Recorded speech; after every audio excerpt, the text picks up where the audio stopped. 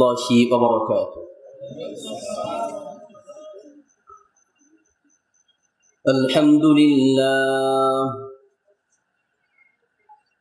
আলহামদুলিল্লাহ ওয়াহদাহু লা শারীকা লাহু ওয়াসসালাতু ওয়াসসালামু আলা মান লা নাবিয়্যা বা'দাহু فقد قال الله تعالى في كلامه المجيد أعوذ بالله من الشيطان الرجيم بسم الله الرحمن الرحيم والعصر إن الإنسان لفي خسر إلا الذين آمنوا وعملوا الصالحات وتواصوا بالحق وتواصوا بالصبر. وقال النبي صلى الله عليه وسلم نعمتان مغبون فيهما كثير من الناس الصحة والفراغ. সকলে মুহাব্বতের সাথে দরুদ ইব্রাহিম পড়ে আল্লাহুম্মা সাল্লি আলা মুহাম্মাদ ওয়া আলা আলি মুহাম্মাদ কামা সাল্লাইতা আলা ইব্রাহিম ওয়া আলা আলি ইব্রাহিম ইন্নাকা হামিদুম মাজিদ। আল্লাহুম্মা বারিক আলা মুহাম্মাদ ওয়া আলা আলি মুহাম্মাদ কামা বারাকতা আলা ইব্রাহিম ওয়া আলা আলি ইব্রাহিম ইন্নাকা হামিদুম মাজিদ। শরীফবাগ পশ্চিমপাড়া মসজিদ ও আইনুদ্দিন হিফজুল কোরআন মাদ্রাসার হাফেজ ছাত্রদের পাগড়ি প্রদান উপলক্ষে অধ্যকারী তাফসীরুল কোরআন মাহফিলে উপস্থিত মোহতারাম সম্মানিত সভাপতি উস্তাজুল উলামা আল্লামা শেখ আব্দুল্লাহ মাহমুদ হাফিজাহুল্লাহ, আরো উপস্থিত রয়েছেন সম্মানিত অতিথিবৃন্দ, উপস্থিত রয়েছেন সম্মানিত মেহমানবৃন্দ, দিনপ্রিয় ইসলামপ্রিয় মুসলিম ভাইয়েরা, পর্দার আড়াল থেকে শুনছেন দ্বীনি মা ও বোনেরা। সর্বপ্রথম আল্লাহ রাব্বুল আলামিনের শুকরিয়া আদায় করছি। আল্লাহ রাব্বুল আলামিন মেহেরবানি করে আজকের এই তাফসীরুল কোরআন মাহফিলে আমাদেরকে উপস্থিত হওয়ার তৌফিক দিয়েছেন, এই জন্য প্রাণ খুলে আল্লাহর দরবারে শুকরিয়া আদায় করছি, আলহামদুলিল্লাহ। আমি আপনাদের সম্মুখে কোরআনুল কারীমের একটি ছোট্ট সূরা তেলাওয়াত করেছি। যেই সূরাটি তেলাওয়াত করেছি সূরাটির নাম হচ্ছে সূরা আসর। এই সূরার ভিতরে 3টি আয়াত আছে। এই সূরার ভিতরে 3টি আয়াত আছে। এই সূরার ভিতরে 14টি শব্দ আছে। এই সূরার ভিতরে 70টি অক্ষর আছে। সূরাটি মক্কায় নাযিল হয়েছে, মাক্কি। এই সূরাটির অনেকগুলো গুরুত্বের ভিতর থেকে একটি গুরুত্ব হচ্ছে একজন মানুষের জীবন পরিবর্তন করার জন্য এই একটি সূরা একজন মানুষের পুরো জিন্দেগিকে পাল্টিয়ে দিতে পারে। ইমাম শাফি রহিমাহুল্লাহ বলেন, যদি কোরআনুল কারীমের ভিতরে আর কোন সূরা নাযিল না হতো, অথবা আর কোন সূরা যদি কেউ না পড়েও শুধুমাত্র বুঝে শুনে যদি এই একটি সূরাও ঠিক মতো পড়ে, ওই ব্যক্তির পুরো জিন্দেগি পরিবর্তন হয়ে যাবে। আল্লাহু আকবার। এমন কিছু কথাই সূরার ভিতরে আছে যে সূরাগুলো বহু মানুষের জীবন পাল্টিয়েছে। নবী সাল্লাল্লাহু আলাইহি ওয়াসাল্লামের 2জন সাহাবী ছিল, তাদের নিত্যদিনের আমল ছিল যখনই তারা 2জন একসাথ হতো, একজন আরেকজনকে বলতো, বন্ধু তুমি আমাকে সূরা আসরটি একটু তেলাওয়াত করে শোনাও, এই আসর নিয়ে একটু তাফসীর করে শোনাও, কারণ এই সূরা আসরের তাফসীরটা মানুষের কলিজাকে পরিবর্তন করে দেয়। কোরআনুল কারীমের এই সূরার প্রথম আয়াতে আল্লাহ রাব্বুল আলামিন কসম করেছেন, কসম। পৃথিবীতে আমরা জানি যেই কোনো গুরুত্বপূর্ণ কথা বোঝানোর জন্য আমরা কসম করে থাকি। আল্লাহর কসম করে বলছি, বাইতুল্লাহ রবের কসম করে বলছি, আমার স্রষ্টার কসম করে বলছি। কসমটা আমরা কখন করি? গুরুত্ব বোঝানোর জন্য। তবে একটা শর্ত আছে, শর্তটা হচ্ছে সুনানে তিরমিজির হাদিসে এসেছে, নবী সাল্লাল্লাহু আলাইহি ওয়াসাল্লাম বলেছেন, মান হালাফা বিগাইরিল্লাহি ফাকাদ আশরাকা, যে ব্যক্তি আল্লাহ ছাড়া অন্য কারো নামে কসম করলো সে ব্যক্তি শিরক করলো। আমরা মানুষ একমাত্র কসম করতে পারবো আল্লাহর নামে, আল্লাহকে বুঝায় এমন শব্দে কসম করা যাবে, এছাড়া কোনো মানুষের নামে কোনো বস্তুর নামে কসম করা যাবে না। কিন্তু আমরা কি করি, কোনো কারণে যদি ঝগড়া শুরু হয়, স্বামী স্ত্রীর সাথে ঝগড়া করে স্বামী স্ত্রীকে বলছে তোর বাপের কসম, স্ত্রী স্বামীকে বলে তোমার মায়ের কসম, স্বামী আবার স্ত্রীকে বলে তোর বাপ দাদা 14 গোষ্ঠীর কসম। কসম করতে হয় আল্লাহর নামে, রাগ করে আমরা মা বাবার নামে কসম করছি। আবার কেউ কেউ চোখ ছুঁয়ে কসম করছে, মাথা ধরে কসম করছে, বাচ্চাকে ডাক দিয়ে বাচ্চার মাথায় হাত দিয়ে কসম করছে, কেউ বা আবার ঝগড়া করে মসজিদে গিয়ে মসজিদ ধরে কসম করছে। এগুলো সবই নিষিদ্ধ। একমাত্র কসম করব যার নামে, তিনি কে? আল্লাহ সুবহানাহু ওয়া তাআলার নামে, অথবা আল্লাহকে বুঝায়, যেমন বাইতুল্লাহ রবের কসম, আমার রবের কসম, এটা আল্লাহকে বুঝায়। আমরা গুরুত্ব বোঝানোর জন্য কসম করে থাকি। আল্লাহ রাব্বুল আলামিন পরবর্তীতে কোন গুরুত্বপূর্ণ কথা বলার আগে কসম করছেন, আর যেই জিনিসটার কসম করেন সেই জিনিসটা অত্যন্ত দামি জিনিস হয়ে থাকে। প্রথম আয়াত আল্লাহ কসম করছেন কিসের? ওয়াল আসর, সময়ের কসম। সময়ের কসম, পৃথিবীর মানুষের জন্য সময় অত্যন্ত গুরুত্বপূর্ণ বিষয়। হাসান আল বসরি রাহিমাহুল্লাহ বলেন, আনতা ইয়াম, তুমি হচ্ছ কিছু দিনের সমষ্টির নাম, সময়ের নাম। সময়, একটা মানুষের জীবনটাই সময়ের সাথে সম্পৃক্ত। ইদা যাহাবা ইয়াউমুন যাহাবা বাদু, যখন তোমার জীবন থেকে একটা মুহূর্ত পার হয়ে গেল, একটা দিন পার হয়ে গেল, মূলত তোমার হায়াতের একটা অংশ চলে গেল। আমরা বলি ছেলেটার বয়স এখন 5 বছর, সে আস্তে আস্তে বড় হবে, কিন্তু হায়াতের দৃষ্টিকোণ থেকে সে বড় হবে না, বরং সে আস্তে আস্তে ছোট হয়ে কবরমুখী হয়ে যাবে। একটা মোমবাতি জ্বালালে পরে সেই মোমবাতি বড় হয় না ছোট হয়? একটা কয়েল জ্বালালে পরে সেই কয়েলটা বড় হয় না ছোট হয়? ছোট হয়। একটা মানুষ জন্ম নেওয়ার পরে দুনিয়ার দৃষ্টিকোণ থেকে সে বড় হচ্ছে না, বরং ছোট হচ্ছে। কারণ তার হায়াত যদি 100 বছর থাকে, তার 10 বছর বয়স হয়েছে, তার মানে 10 বছর শেষ, তার হায়াত কমেছে, সে ছোট হচ্ছে। এজন্য সময়ের গুরুত্ব দিতে হবে। প্রিয় হাজরিন, সুনানে তিরমিজির হাদিসে এসেছে, হাদিসটি মুসনাদে আহমদে আছে, হাদিসটি আত-তারগিব ওয়াত-তারহিব কিতাবে আছে, হাদিসটি মিশকাতে আছে।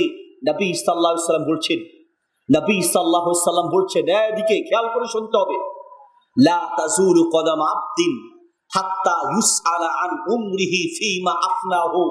নবী সাল্লাল্লাহু আলাইহি ওয়াসাল্লাম বলেন, কিয়ামতের মাঠে কোন ব্যক্তি এক চুল পরিমাণ তার পা নাড়াতে পারবে না যতক্ষণ না পর্যন্ত তার জীবনের হিসাব আল্লাহর সামনে দাঁড়িয়ে দিবে।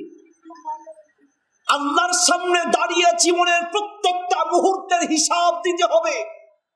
এই কথাটা শোনার পরেও আপনার কলিজা থরথর করে কাঁপে নাই? বহু মুহাদ্দিস এই হাদিস পড়াতে গিয়ে চোখের পানি ফেলেছে। বহু মুহাদ্দিস এই হাদিস বর্ণনা করতে গিয়ে কলিজা থরথর করে কেঁপেছে। কার সামনে দাঁড়াতে হবে? কার সামনে? কথা বলেন, কার সামনে? আল্লাহর সামনে। আবু হুরায়রা রাদিয়াল্লাহু তাআলা আনহু মৃত্যু শয্যায় শায়িত, চোখের পানি ফেলে কাঁদছেন। তাকে প্রশ্ন করা হলো, কাঁদছেন কেন? কেন দুনিয়া থেকে বিদায় হয়ে যাবেন এই জন্য কাঁদছেন? দুনিয়ার টেনশনে কাঁদছেন? আবু হুরায়রা রাদিয়াল্লাহু তাআলা আনহু বলছেন, লা আবকি লিহাদিহি দুনিয়া, শোনো, আমি দুনিয়ার জন্য কাঁদছি না। আমি কেন কাঁদছি জানো? লিকিল্লাতি যাদি, লিকিল্লাতি যাদ। আমি কাঁদছি, আমাকে এখন দুনিয়ার থেকে বিদায় হতে হবে, আল্লাহর সামনে দাঁড়িয়ে জীবনের হিসাব দিতে হবে। আমি কাঁদছি, আমার আমলের পরিমাণ তো খুবই কম, আমি আল্লাহর সামনে দাঁড়িয়ে কি হিসাব দিব? আল্লাহু আকবার। আমি আল্লাহর সামনে দাঁড়িয়ে কি হিসাব দিব? আমি এই জন্য কাঁদছি। আবু হুরায়রার মতো এত বড় সাহাবী, সুবহানাল্লাহ, যেই সাহাবী তার জীবনে একটা মুহূর্ত আল্লাহর নবীর কাছ থেকে দূরে যেতেন না, কারণ কোন সময় আল্লাহর নবী হাদিসটা বলবে আর আমি সেই হাদিসটা শুনতে পাবো না, এই জন্য আল্লাহ নবীর কাছ থেকে দূরে যেতেন না। বিশিবি এই বাতনিহি, খেয়ে না খেয়ে আল্লাহ নবীর কাছে পড়ে থাকতেন। জীবনের পুরো সময়টা আল্লাহর নবীর জন্য কোরবানি করেছেন যিনি, তার নাম আবু হুরায়রা রাদিয়াল্লাহু তাআলা। সেই সাহাবী যদি রাতের বেলা কাঁদে, মৃত্যুর আগে যদি কাঁদে, আল্লাহর সামনে দাঁড়ানোর ভয় করে, আমাদের ভয় কম না আরো বেশি? সূরা হুদের তাফসীরে এসেছে, নবী সাল্লাল্লাহু আলাইহি ওয়াসাল্লামের কাছ থেকে সাহাবীরা 2 মাসের সফরে গিয়েছেন। 2 মাস পরে আসলেন। আসার পরে আল্লাহ নবীর চেহারার দিকে তাকিয়ে সাহাবীরা চোখের পানি ছেড়ে দিলেন। বললেন, ইয়া রাসূলুল্লাহ, 2 মাস আগে আপনাকে একরকম দেখলাম, আর এখন দেখছি আপনার চেহারা পাল্টে গেল। চুল দাড়ি হয়ে আসছে, চুল সাদা হয়ে আসছে, দাড়ি সাদা হয়ে আসছে। ইয়া রাসূলুল্লাহ, কি টেনশন করেছেন, কি টেনশন করছেন? আল্লাহ নবী বলছেন, সাহাবীরা, সূরা হুদ নাযিল হয়েছে, সূরা হুদের মতো কিছু সূরা, শাইয়াবাতনি সূরাতু হুদিন ওয়া আখওয়াতুহা, আমি নবীকে অল্প বয়সে বুড়ো বানিয়ে দিচ্ছে এই সূরা হুদের মতো কয়েকটি সূরা, যেই সূরাগুলো উল্লেখ আছে কিয়ামতের মাঠে আল্লাহর সামনে দাঁড়িয়ে জীবনের হিসাব দিতে হবে। এই টেনশন করে আমি নবী অল্প বয়সে বুড়ো হয়ে যাচ্ছি। আল্লাহু আকবার। আল্লাহ নবী যদি এত টেনশন করেন, আমাদের টেনশন কম না আরো বেশি? আপনার সময়টা আপনি কোন কাজে ব্যয় করছেন? কিয়ামতের মাঠে হিসাব দিতে হবে। বাড়ির কাছে মাহফিল, তাও নির্বাচনের ঝামেলা আছে, স্টেজের ভিতরে আসার মতো তৌফিক হয় নাই। হ্যাঁ, আপনি কি এত সহজ মনে করছেন? কিয়ামতের মাঠ এত সহজ মনে করছেন? আমি মোহাম্মদ আলী সেই সুদূর ফেনী থেকে, দুপুরের খানার কোনো খবর নেই, সেই সুদূর ফেনী থেকে আপনার কাছে এসেছি দ্বীনের দাওয়াত দিয়ে।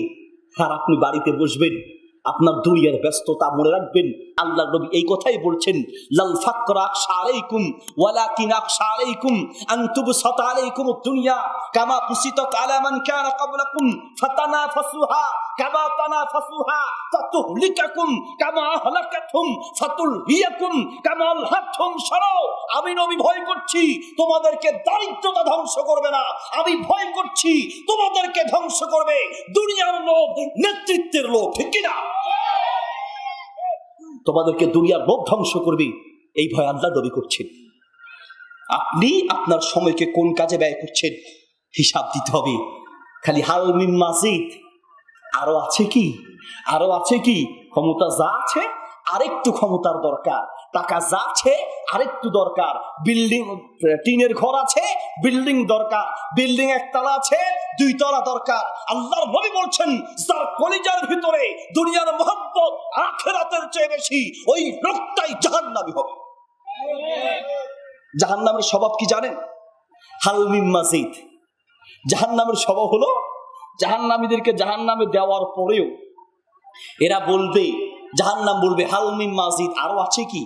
জাহান্নামী লোক জাহান্নামে দেয়া শেষ, তারপরে বলবে আরো আছে কি? আল্লাহ নবী বলছেন যে দুনিয়ার যারা দুনিয়াদার মানে জাহান্নামী হবে, দুনিয়াতেও তাদের স্বভাব আছে খালি আরো আছে কি, আমল আরো আছে কি সেই চিন্তা করবে না, বরং চিন্তা করবে কোথায় গেলে কত টাকা বেশি পাওয়া যাবে, অর্থ পাওয়া যাবে। ঠিক কিনা? আজ এখানে এই প্যান্ডেলের কথা বলছি, এই প্যান্ডেল থেকে যদি টাকার বান্ডিল দেওয়ার ঘোষণা দেওয়া হতো, টাকার বান্ডিল, আপনি কি মনে করেন সকাল থেকে এই মাঠে তো জায়গা ধরতো না, এরকম 5টা মাঠও জায়গা ধরতো না, কারণ এখান থেকে তো টাকা দেওয়া হবে না। তবে আলহামদুলিল্লাহ এখান থেকে নেকি আর নেক আমল, ইমান আমলের ওয়াজ করা হবে, ইমান আমলের উপদেশ দেওয়া হবে। এই জন্য তুলনামূলক সেই রকম মানুষ পাওয়া যায় না। আল্লাহর নবী আল্লাহ রাব্বুল আলামিন বলছেন, ফাম্মা মান তাগা ওয়া আসারাল হায়াতাদ দুনিয়া। শোনো, কোথাও দ্বীনের কথা হচ্ছে, কোথাও দুনিয়ার কথা হচ্ছে। যদি তুমি দ্বীনের চেয়ে দুনিয়াকে প্রাধান্য দাও, দ্বীনের বিষয়ের চেয়ে দুনিয়াকে প্রাধান্য দাও, এই দুনিয়াকে প্রাধান্য দেওয়াটাই হচ্ছে জাহান্নামে যাওয়ার লক্ষণ। বলে হুজুর দুনিয়া লাগবে না, লাগবে সীমার ভিতরে। পানি যতক্ষণ পর্যন্ত নদী নালা খাল বিলে থাকবে ততক্ষণ এই পানিটা নিয়ামত, কিন্তু পানি যদি বাড়তে ঘরের ছাদ পর্যন্ত উঠে, এই পানি আর নিয়ামত হয় না, ওটার নাম কিয়ামত। আগুন যতক্ষণ পর্যন্ত চুলার ভিতরে থাকবে ততক্ষণ সেই আগুনটা নিয়ামত, কিন্তু এই আগুন বাড়তে বাড়তে যদি ঘরের চাল পর্যন্ত উঠে যায় ওই আগুনের নিয়ামত থাকে না, ওটা কিয়ামত হয়ে যায়। পিঁপড়া দেখবেন, কিছু পিঁপড়া আছে মধু একটু খায় চলে যায়, আবার কিছুক্ষণ পরে আসে, আবার একটু খেয়ে চলে যায়। আর কিছু পিঁপড়া আছে বোকা, ও খাইতে খাইতে ওর বাপ দাদার নাম ডুবাইয়া খায়, খাইতে খাইতে মাঝখানে যায়, এখন না আসতে পারে না থাকতে পারে। দেখবেন এরকম কিছু পিঁপড়া আছে। আমাদের কিছু মানুষ আছে যারা দুনিয়ার লোভে এমন মুক্ত হয়েছে, মসজিদে আযান হচ্ছে, মসজিদে যাওয়ার সময় পায় না, ঠিক কি না? দুনিয়া তাকে পাকড়াও করেছে। এখনো গিয়ে দেখেন এখানে দিনের কথা হচ্ছে, সে বসে বসে ওখানে গল্প করছে, সে বসে বসে মিটিং করছে, সে বসে বসে চা দোকানে চা খাচ্ছে, সে বসে বসে টিভি দেখছে। আল্লাহর সামনে কিয়ামতের মাঠে আসামির কাঠ করা দাঁড়াতে হবে। সম্মানিত হাজরিন, এই জন্য একটি উপদেশ আছে, আরবিতে বলা হয় নাফসুকা ইন শাগালতাহা বিল হক ওয়া ইল্লা শাগালাতকা বিল বাতিল। নিজেকে যদি ভালো কাজে আটকায় না রাখো, শয়তান তোমাকে খারাপ কাজে আটকায় রাখবে। নিজেকে যদি ভালো কাজে আটকিয়ে না রাখো, যুবক যারা আছেন তাদের জন্য বলছি, অনেকে বলে হুজুর আমি পর্নোগ্রাফিতে আসক্ত, তার মানে খারাপ ছবি দেখতে তার ভাল লাগে, অশ্লীল ছবি, অশ্লীল ভিডিও, তারপরে অবৈধ সম্পর্ক, অনেক চেষ্টা করি সেগুলো থেকে হুজুর বাঁচতে পারি না। যখনই মোবাইলটা হাতে নেই তখনই মন চায় ওই খারাপ ওয়েবসাইটে খারাপ দৃশ্যগুলো দেখি। কি করব? এগুলো থেকে বাঁচার, এই অশ্লীল ভিডিও, পর্নোগ্রাফি, অবৈধ সম্পর্ক থেকে বাঁচার সবচেয়ে সুন্দর পদ্ধতি হচ্ছে নিজেকে ভালো কাজে ব্যস্ত রাখুন, নিজেকে ভালো মানুষদের সাথে ব্যস্ত রাখুন, নিজেকে ভালো পরিবেশের সাথে ব্যস্ত রাখুন। শয়তান তখন আপনাকে দিয়ে খারাপ কাজ করাতে পারবে না। সহিহ বুখারীতে হাদিসটি আছে, হাদিসটি মিশকাতে আছে, মুসনাদ আহমদে আছে, বাইহাকিতে আছে, সিলসিলা সহিহার ভিতরে আছে। নবী সাল্লাল্লাহু আলাইহি ওয়াসাল্লাম বলছেন নি'মাতান মাগবুনুন ফীহিমা কাসীরুম মিনান নাস আস-সিহহাতু ওয়াল ফারাগ। এই পৃথিবীর মানুষ দুটি নিয়ামতের ব্যাপারে ধোঁকায় পড়ে আছে। নাম্বার 1 আস-সিহহাতু, সুস্থ থাকতে আল্লাহকে চিনে না। নাম্বার 2 আল ফারাগ, সময়কে সঠিক কাজে ব্যয় করে না। সময়কে কিভাবে ব্যয় করতে হয় তার কয়েকটা দৃষ্টান্ত দিলে বুঝবেন। প্রিয় হাজরিন, একজন মুহাদ্দিস বলছে সাকান্তু বিল মাদিনা, আমি মদিনাতে, এদিকে খেয়াল করে, আমি একটা হাদিস জানার জন্য মদিনায় গেলাম। একজন মুহাদ্দিস বলছে আমি একটি হাদিস জানার জন্য মদিনায় গিয়েছি। মদিনায় যাওয়ার পরে শুনলাম যে ওস্তাদের কাছে গিয়েছি ওই ওস্তাদ সফরে গিয়েছেন। তো ইনি যখন সফরে গিয়েছেন সেই যুগে তো আর মোবাইল ছিল না। ভাবতে লাগলো যে ওস্তাদের কাছে আসলাম হাদিস শিখার জন্য, আচ্ছা যাক কিছুক্ষণ বসছি, কয়েকদিন থাকি, ইনশাল্লাহ ওস্তাদ আসবে। ওই মুহাদ্দিস বলছে এই হাদিস শিখার উদ্দেশ্যে গেলাম, ওস্তাদ আজকে আসবে, কালকে আসবে, পরশু আসবে, পাক্কা 3 মাস চলে গেল। ওই একই জায়গায় অবস্থান করলাম একটা হাদিস জানার জন্য। 3 মাস পরে ওস্তাদ এসেছে, ওস্তাদের কাছ থেকে হাদিস শিখে তারপরে বাড়িতে এসেছি। একটা হাদিস জানার জন্য পাক্কা 3 মাস অপেক্ষা করেছেন। আল্লাহু আকবার। এবার বলেন আপনি কি পরিমাণ চেষ্টা করেছেন? হুজুর শেখেরা খালি শেখ, মানে এক হুজুর একটা বলে, এক আলেম একটা বলে, হ্যাঁ, এত মতভেদ, এত ইখতিলাফ। হুজুর আমরা বড় বিপদে আছি।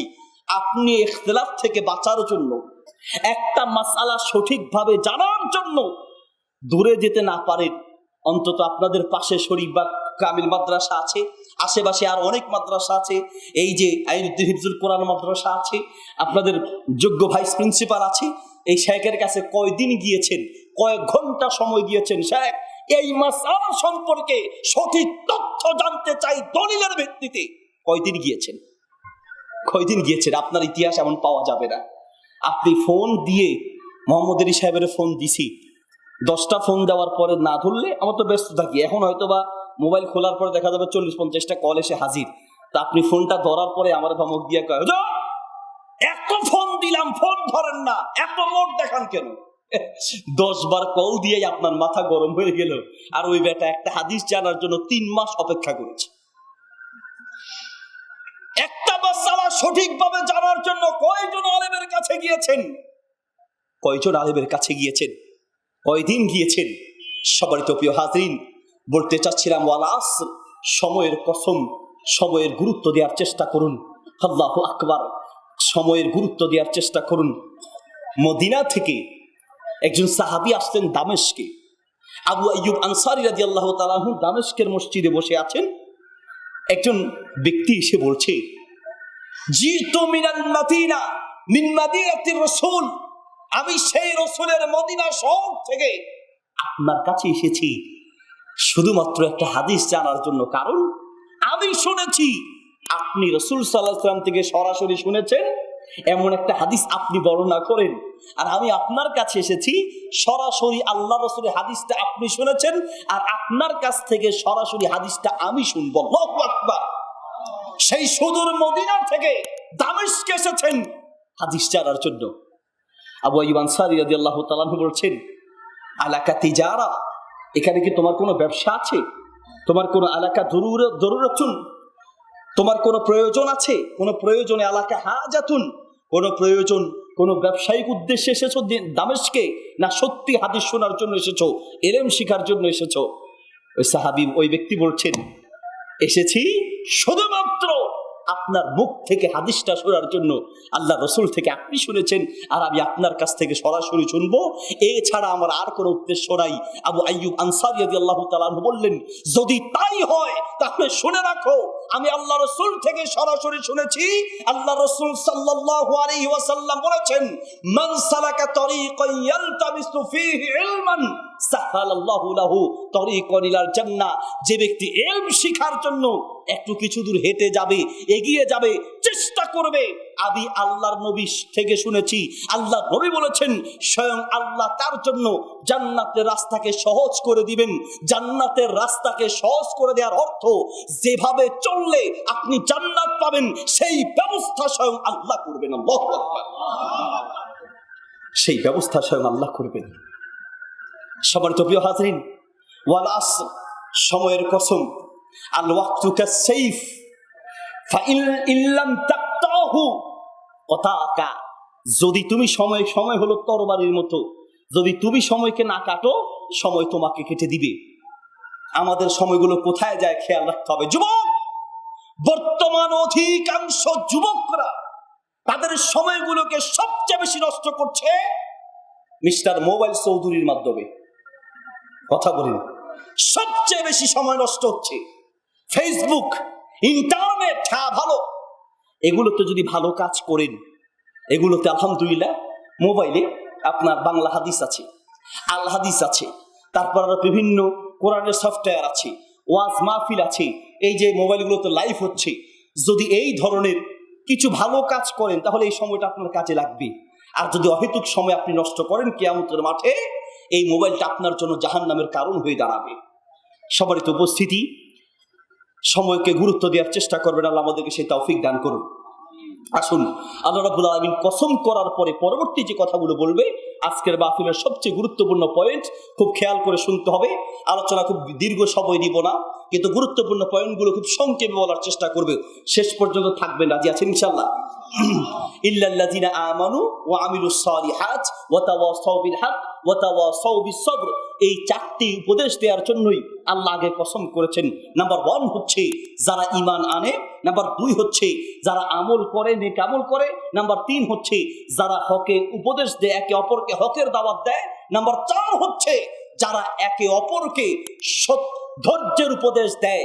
এই চারটি গুণ যাদের মাঝে আছে, এরা ছাড়া আল্লাহ নিজে ঘোষণা দিচ্ছেন, গ্যারান্টি দিয়ে বলছেন, ইন্নাল ইনসান, নিশ্চয়ই পৃথিবীর সব মানুষ এই 4 প্রকারের গুণ ছাড়া যত মানুষ আছে তারা দুনিয়াতেও ক্ষতিগ্রস্ত, আখেরাতেও ক্ষতিগ্রস্ত।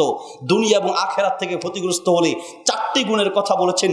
4টি গুণের প্রত্যেকটি পয়েন্ট আলাদা করে আলোচনা সম্ভব নয়, শুধু শেষ পয়েন্টটা বলবো, মাঝামাঝি 3টি পয়েন্ট থাকবে। সেই শেষ পয়েন্টটি হচ্ছে ওয়াতাওয়াসাউ বিস সবর, একে অপরকে ধৈর্যের উপদেশ দিবে। ধৈর্য কাকে বলে? ধৈর্য। সবর কাকে বলে? সবর।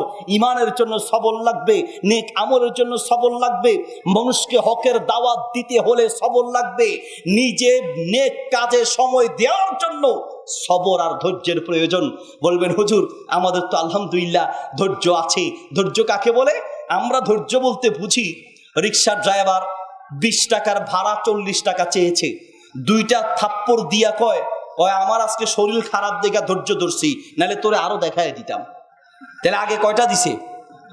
2টা দিয়ে বলছে ধৈর্য ধরেছি। নবী সাল্লাল্লাহু আলাইহি ওয়াসাল্লাম বলেন ইন্নামাস সাবরু ইনদা সাদামাতিল উলা। ধৈর্য ধরতে হবে প্রথম ধাক্কায়। ধৈর্য কাকে বলে? ধৈর্য বলা হয় হাবসুন নাফস আলা তাআতিল্লাহ, নিজেকে আল্লাহর আনুগত্যের উপরে আটকে রাখার নাম ধৈর্য। নাম্বার 2 হাবসুন নাফস আনিল মাসি, হারাম কাজ থেকে, গুনাহের কাজ থেকে নিজেকে আটকে রাখার নাম হচ্ছে সবর বা ধৈর্য। নাম্বার 3 হাবসুন নাফস ইনদাল মুসিবা, হাবসুন নাফস আলা কদাইল্লাহ ওয়া আকদারিল্লাহ, আল্লাহর ফয়সালার উপরে নিজেকে সন্তুষ্ট রাখার নাম হচ্ছে ধৈর্য। নাম্বার 1 নেক কাজের উপরে, আনুগত্যের উপরে নিজেকে আটকে রাখার নাম হচ্ছে ধৈর্য। সম্মানিত হাজরিন, আমরা নেক আমল করি আলহামদুলিল্লাহ, কিন্তু ধৈর্যশীলরা যেভাবে নেক আমল করেছেন, ধৈর্যের সাথে সবরের সাথে যেভাবে নেক আমল করতে হয় সেইভাবে নেক আমল আমাদের হয় না। তার বাস্তবতা দেখুন। আমরা যারা এখানে উপস্থিত আছি, আমাদের জীবনে কেউ কি বলতে পারবেন, কয়জন বলতে পারেন হুজুর আমি একটা সেজদা দিয়েছি, আমার ওই এক সেজদা 1 ঘন্টা লেগেছে, 2 রাকাত নামাজ পড়েছি, এই 2 রাকাত নামাজ পড়তে 2 ঘন্টা সময় লেগেছে। আমাদের জীবনে অনেকেরই এমনটা হয় নাই, কারণ আমাদের ধৈর্য নাই। সহিহ বুখারীতে হাদিস এসেছে, হাদিসটি মুসলিমে আছে, তিরমিজিতে আছে, মিশকাতে আছে, মুসনাদ আহমদে আছে, আত-তারগিব ওয়াত তারহিব কিতাবে আছে, মুস্তাদরাক হাকিমে আছে। আল্লাহ নবী বলছেন, এদিকে আল্লাহ নবী সাল্লাল্লাহু আলাইহি ওয়াসাল্লামের ব্যাপারে বলছেন, রাতে যখন তাহাজ্জুদ পড়তে দাঁড়াতেন, তানাওয়ারাত কদামাহু তাফাত্তারাত কদামাহু, এত লম্বা সময় ধরে তাহাজ্জুদ পড়তেন, পা ফুলে যেত, পা ফেটে পানি বের হয়ে যেত। আমাদের কারো জীবনে এইরকম কোনোদিন হয় নাই, কারণ নামাজের ক্ষেত্রে আমাদের ধৈর্য নাই। বরং নামাজ পড়তে গেলে ইমাম সাহেব যদি রুকু আর সেজদা একটু লম্বা হয়ে যায়, পিছন থেকে আমরা উল্টো আরো মিস কল দেই, সিগন্যাল দেই, মানে কি দেরি হয়ে যাচ্ছে, দেরি হয়ে যাচ্ছে। আল্লাহু আকবার। নবী সাল্লাল্লাহু আলাইহি ওয়াসাল্লাম আর সাহাবীগণ সেজদায় যেতেন, নফল নামাজের ক্ষেত্রে যখন সেজদায় যেতেন, পিছনের লোকেরা মনে করত বোধহয় দুনিয়ার থেকে বিদায় হয়ে গিয়েছে। আল্লাহু আকবার। এত লম্বা সময় ধরে সেজদা দিতেন। আপনার ছেলেকে ট্রেনিং দিতে হবে। মাঝে মধ্যে আমরা বাচ্চাদেরকে, বাবা তুমি এই কাজটা যদি করো তোমাকে ঘুরতে নিয়ে যাব, কাবাব খাওয়াবো, এটা এনে দিব, সেটা এনে দিব, যদি তুমি এই কাজ করো, সেই কাজ করো, ওটা করো, সেটা করো।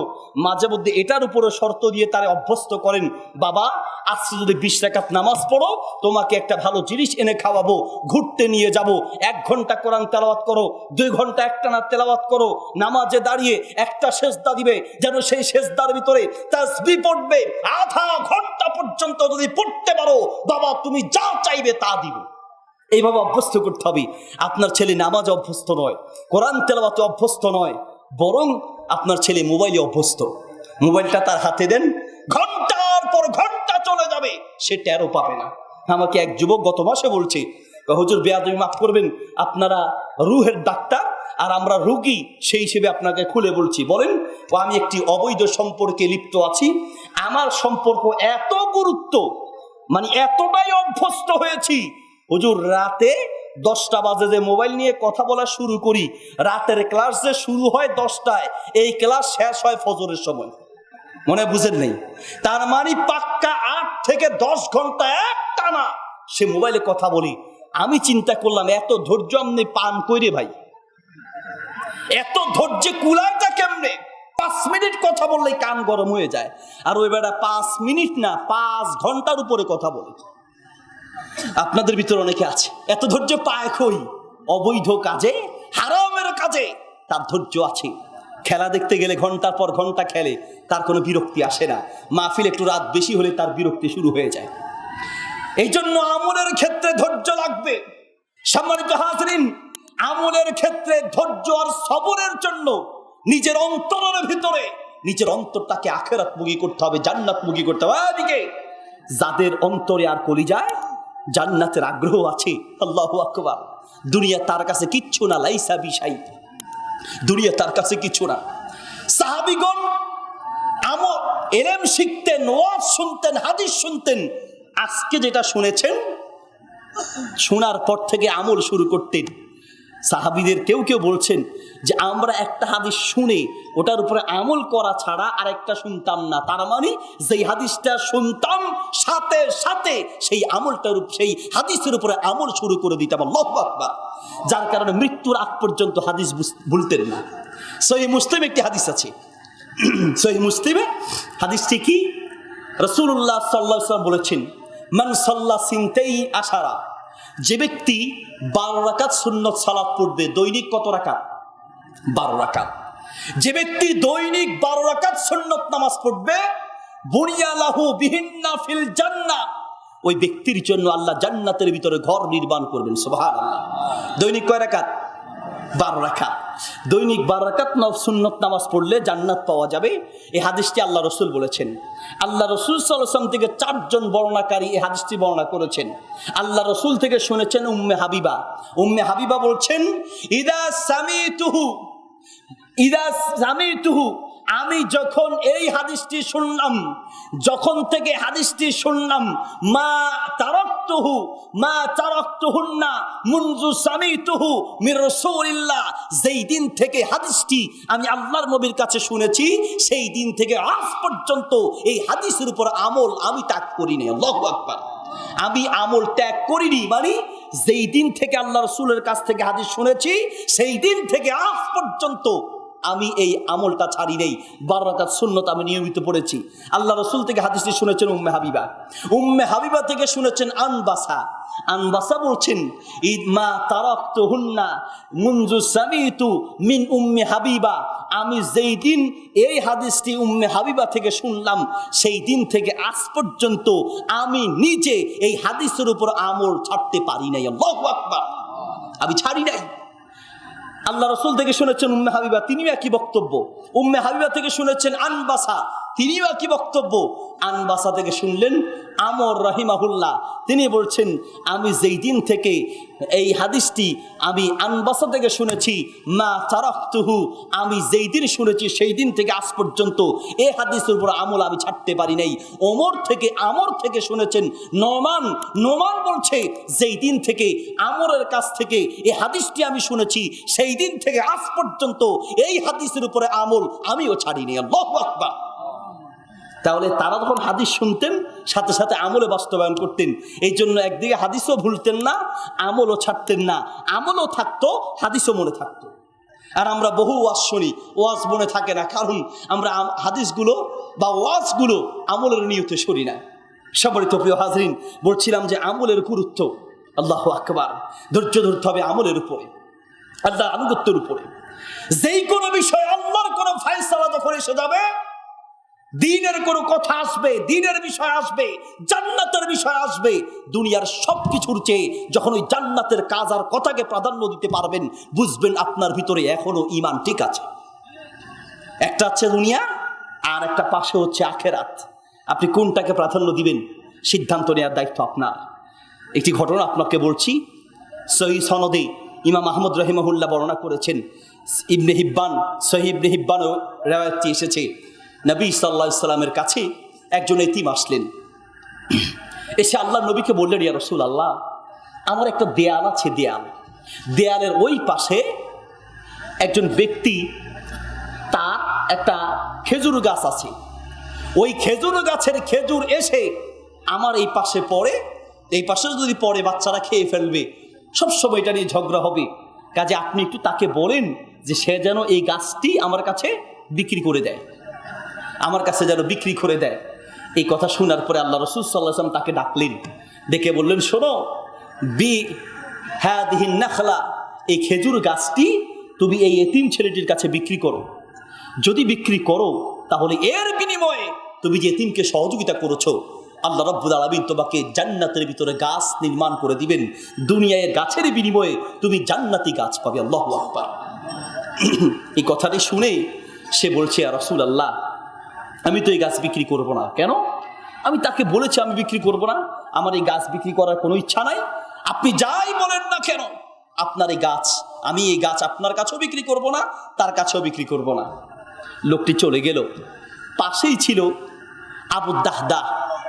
আবু দাহদা এসে আল্লাহ নবীকে বললেন, ইয়া রাসূলুল্লাহ, আপনি তার খেজুর গাছ নিতে চেয়েছেন, যদি ওই খেজুর গাছটি সে বিক্রি করত, আপনি তার জন্য সুসংবাদ দিয়েছেন জান্নাতের ভিতরে তার জন্য একটা জান্নাতের ভিতরে একটা খেজুর গাছ হবে।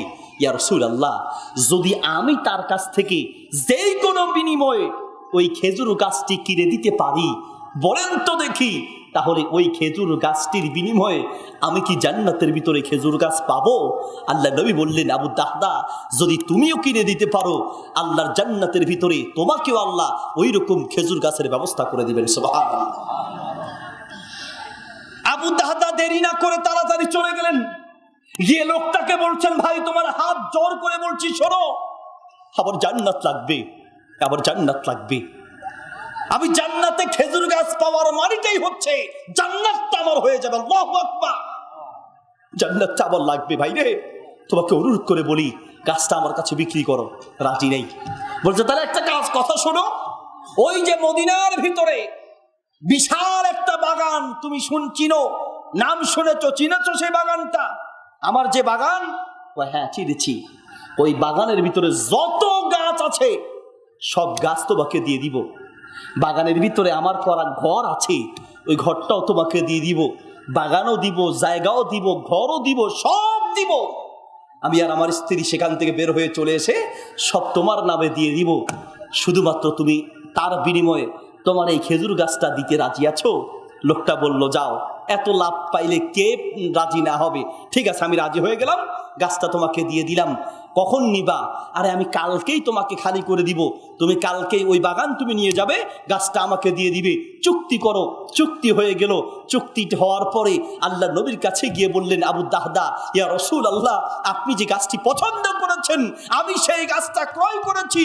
আল্লাহ নবী বললেন, আবু দাহদা, কিভাবে ক্রয় করেছো? সে তো রাজি হয় নাই। বলছে, ইয়া রাসূলুল্লাহ, সেই একটি গাছের জন্য আমি আমার সমস্ত বাগান, আমি আমার সব ঘর সব তাকে দিয়ে দিয়েছি। গাছটা আমার লাগবে, আমার জান্নাত লাগবে। আল্লাহু আকবার। আমি সব দিয়ে দিলাম, আমি সব দিয়ে দিয়েছি। আল্লাহ রাসূল সাল্লাল্লাহু আলাইহি ওয়াসাল্লাম শুনে অন্তরটা খুশি হয়ে গেল। আবু দাহদাকে বলল, আবু দাহদা, তোমার জন্য শুধুমাত্র জান্নাতে একটা খেজুর গাছ নয়, আল্লাহ তোমাকে জান্নাতও দিবে, আর অসংখ্য খেজুর গাছ জান্নাতের ভিতরে আল্লাহ তোমার জন্য করে দিবে। আল্লাহু আকবার। আবু দাহদা তাড়াতাড়ি স্ত্রীর কাছে গেলেন, বিবি তাড়াতাড়ি ঘর থেকে বের হও, বের হও। কেন প্রাণের স্বামী, কেন বের হব? বলে, সব রেডি করো, চলো। কেন বিবি? স্বামীকে জিজ্ঞেস করছে, কেন গো প্রাণের স্বামী, বের হবো কেন? বলছে, এই বাগান বিক্রি করে দিয়েছি। বলছে, ভালো কথা, ঘরও? হ্যাঁ, ঘর সব বিক্রি করেছি। তো কিসের বিনিময়ে, কত টাকার বিনিময়ে, কত অর্থের বিনিময়ে বিক্রি করেছেন? স্ত্রী কাকে বলে দেখেন। বলছে, বিবি অনেক চওড়া দামে বিক্রি করেছি। কিভাবে, কত দিয়ে? বলছে, বিবি আল্লাহ রাসূল সাল্লাল্লাহু আলাইহি ওয়াসাল্লাম বলেছেন জান্নাত পাওয়া যাবে, জান্নাতে ঘর পাওয়া যাবে, জান্নাতে খেজুর গাছ পাওয়া যাবে। যদি একটা খেজুর গাছ কিনে দেওয়া যায় তো সে বিক্রি করতে চাচ্ছে না। আমি জান্নাত আর জান্নাতের খেজুর গাছের আশায় আমাদের যত দুনিয়ার খেজুর গাছ আছে, বাগানে যা আছে সব দিয়ে দিলাম, ঘরটাও দিয়ে দিলাম। স্ত্রী বলছে, রবিহাল বাইউ, প্রাণের স্বামী এত চওড়া দামে, এত ভাঙো দামে বিক্রি করেছেন, মারহাবা, আপনার জন্য সুসংবাদ, চিন্তা নাই, চলেন, দুনিয়ার সব দিয়েছে জান্নাতের মেহমান হওয়ার জন্য। আল্লাহু আকবার। আর আপনি আমি কি দিয়েছি, কি দিয়েছি? আর তারগিব ও তারহিব কিতাবে আছে, নবী সাল্লাল্লাহু আলাইহি ওয়াসাল্লাম বলছেন, কিয়ামতের মাঠে আল্লাহ কিছু বান্দাকে কাছে ডাকবেন, কাছে ডেকে আর রাফাউ নিয়ামাহু, তাকে স্মরণ করে দিবেন, বান্দা তোমাকে আমি দুইটা চোখ দিয়েছি, পৃথিবীর কত মানুষকে আমি চোখ দেই নেই। তোমাকে দুইটা পা দিয়েছি, পৃথিবীর কত মানুষকে আমি দুইটা পা দেই নাই। তোমাকে আমি হাত দিয়েছি, পৃথিবীর বহু মানুষকে আমি হাত দেই নেই। তোমাকে আমি কান দিয়েছি, পৃথিবীর কত মানুষকে শোনার মতো কান দেই নেই। তোমাকে একটা চাকরি করার সুযোগ করে দিয়েছি, পৃথিবীর বহু মানুষকে চাকরির সুযোগ করে দেই নেই। তোমাকে আমি থাকার জন্য একটা ঘর দিয়েছি, পৃথিবীর বহু মানুষ ঘরবিহীন স্টেশনে ঘুমায়। সব নিয়ামতের কথা স্মরণ করে দিয়ে এরপরে প্রশ্ন করবেন, মাজা আমিল তাফিয়া, ও বান্দা এবার বলো তো দেখি আমি আল্লাহর জন্য কি করেছো। আল্লাহু আকবার। আবার জন্য কি করেছো? আপনার এই প্রশ্নটা কি একবারও মনে হয় না? যদি কিয়ামতের মাঠে নিজেকে নিয়ে ভাবেন, নিজেকে নিয়ে ভাবেন, যদি কিয়ামতের মাঠে আপনাকে আল্লাহর সামনে দাঁড় করিয়ে প্রশ্ন করে, বান্দা আমার জন্য কি করেছো, কি জবাব দিবেন? কি এমন করেছেন যেটাকে বলতে পারবেন আল্লাহ এই কাজটা করেছি? কিছু না পারেন, একটা মাদ্রাসায় যান, একজন হাফেজ ছাত্রের দায়িত্ব নেন, একটা এতিম ছাত্রের দায়িত্ব নেন, কিছু কিতাব লাগলে কিতাবগুলোর কথা বলেন, কিতাবগুলো হুজুর আমি দিব। একটা উজুখানা করে দেন, একটা মসজিদ করে দেন, একটা মাদ্রাসা করে দেন, কয়েকটা এতিম মিসকিন ছাত্রের দায়িত্ব নেন। কিয়ামতের মাঠে দাঁড়িয়ে বলবেন আল্লাহ কিচ্ছু পারি নাই, এই এতিম ছাত্র মিসকিন ছাত্রগুলোর দায়িত্ব নিয়েছিলাম, হয়তোবা এই একটা কাজ আপনার জন্য নাজাতের উসিলা হয়ে যেতে পারে, ঠিক কিনা? এই একটা কাজ আপনার জন্য জান্নাতের মাধ্যম হয়ে যেতে পারে। হাফসুন নাফস আলা তাআতিল্লাহ, মনে না চাইলেও আল্লাহর আনুগত্যের উপরে নিজেকে আটকে রাখবেন, নিজেকে ধরে রাখবেন। এর নাম হচ্ছে সবর, এর নাম হচ্ছে সবর। হাফসুন নাফস আলা তাআতিল্লাহ, আল্লাহর আনুগত্যের উপরে নিজেকে আটকে রাখার নাম হচ্ছে সবর। ঈমানের উপরে, ইসলামের উপরে নিজেকে ধরে রাখার নাম হচ্ছে সবর। হাজার ঝড় আসবে, আজও যদি সত্যিকার অর্থে তাওহীদের উপরে সুন্নাহর উপরে চলেন, তিরস্কার, বহু লাঞ্ছনা অপমান আসবে, এরপরে মুমিন ব্যক্তি এক চুল পরিমাণ নড়তে পারে না, ঠিক কিনা? সাদ ইবনে আবি ওয়াক্কাস রাদিয়াল্লাহু তাআলা আনহু ইতিহাস হয়তো শুনেছেন। সাদ ইবনে আবি ওয়াক্কাস রাদিয়াল্লাহু তাআলা আনহু, তার মা সে যখন ইসলাম গ্রহণ করলো, তার মাকে গিয়ে বলল, মা আমি ইসলাম গ্রহণ করেছি। মা খবর নিয়ে জানতে পারলেন যে ছেলে ইসলাম গ্রহণ করেছে। ছেলেকে কাছে রেখে বলছে, সামিতু ইন্নী সামিতু আন্নাকা আসলামতা ওয়া খালাফতা দীন আবিকা, আমি শুনলাম বাবা তুমি নাকি ইসলাম গ্রহণ করেছো, আর তুমি তোমার বাপ দাদার ধর্মের বিরোধিতা করছো। তুমি নাকি ঈমান গ্রহণ করেছো, ইসলাম গ্রহণ করে মুহাম্মদ সাল্লাল্লাহু আলাইহি ওয়াসাল্লাম, সেই মুহাম্মদের কাছে নাকি তুমি যাওয়া আসা করছো। এবার মা বলছে, সাদ ইবনে আবু ওয়াক্কাস তার মাকে প্রাণ দিয়ে ভালোবাসতো। মাকে ডাক দিয়ে বলছে, মা শোনো, আমি যাচ্ছি, আমি এই ধর্ম থেকে ফিরে আসতে পারবো না গো মা, আর কিছু বলো তা শুনবো। মা বলছে, না শোনো, লা আকুল ওয়ালা আশরাবু হাত্তা আমুতা, তুমি যতক্ষণ না পর্যন্ত তোমার ওই ইসলাম ধর্ম ত্যাগ করে বাড়িতে ফিরে আসবে, ঘোষণা দিবে যে আমি ইসলাম ত্যাগ করলাম, এই ঘোষণা যতক্ষণ না দিবে আমি কিছু খাবো না, পান করবো না, এখানেই না খেয়ে মারা যাব। তখন সাদ ইবনে আবু ওয়াক্কাস রাদিয়াল্লাহু তাআলা আনহু তার মাকে বলছে, মা এতক্ষণ পর্যন্ত বুঝালাম, বুঝলে না। মায়ের কাছাকাছি গিয়ে মাকে বলছে, মায়ের যখন কাছাকাছি যাচ্ছে, আকরাবুহু মানে তার আত্মীয় স্বজনরা মনে করছে যে সে বোধহয় ইসলাম ত্যাগের ঘোষণা দিবে। মায়ের কাছে গিয়ে বলছে, মা তোমাকে ক্লিয়ার কাট একটা কথা বলি, শোনো মা, তুমি চাচ্ছ যে আমি আমার ইসলাম আর ঈমানটা ত্যাগ করে আমি তোমার কাছে ফিরে আসি, তোমার প্রাণ বাঁচাই। মা শোনো, তোমার ভিতরে আল্লাহ একটা প্রাণ দিয়েছি, যদি তোমার ভিতরে মিআতু নাফসিন 100 প্রাণ থাকে, আর আমার সামনে ছটপট করতে করতে একবার দুইবার নয়, তুমি মা যদি 112 মরে যাও, আমার সামনে আমি কাঁদবো, চোখের পানি ফেলবো, তুমি মায়ের কারণে আমি ইসলাম ত্যাগ করবো না। আল্লাহু আকবার।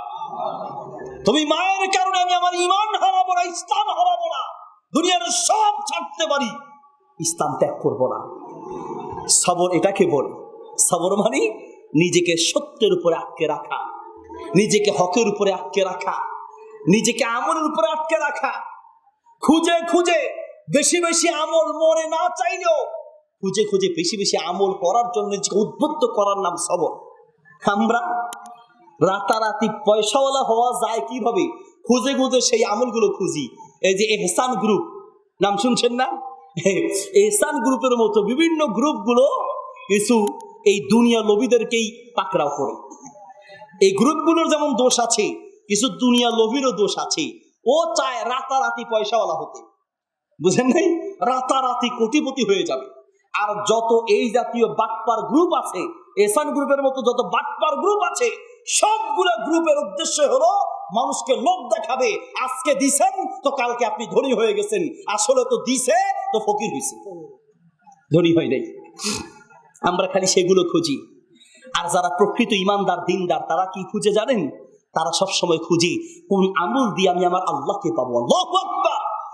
কোন আমল দিয়ে আমি তাড়াতাড়ি জান্নাতের মেহমান হতে পারবো, কোন আমল দিয়ে আমি বেশি নেকি অর্জন করতে পারবো, সেই আমলগুলো খুঁজতে থাকে।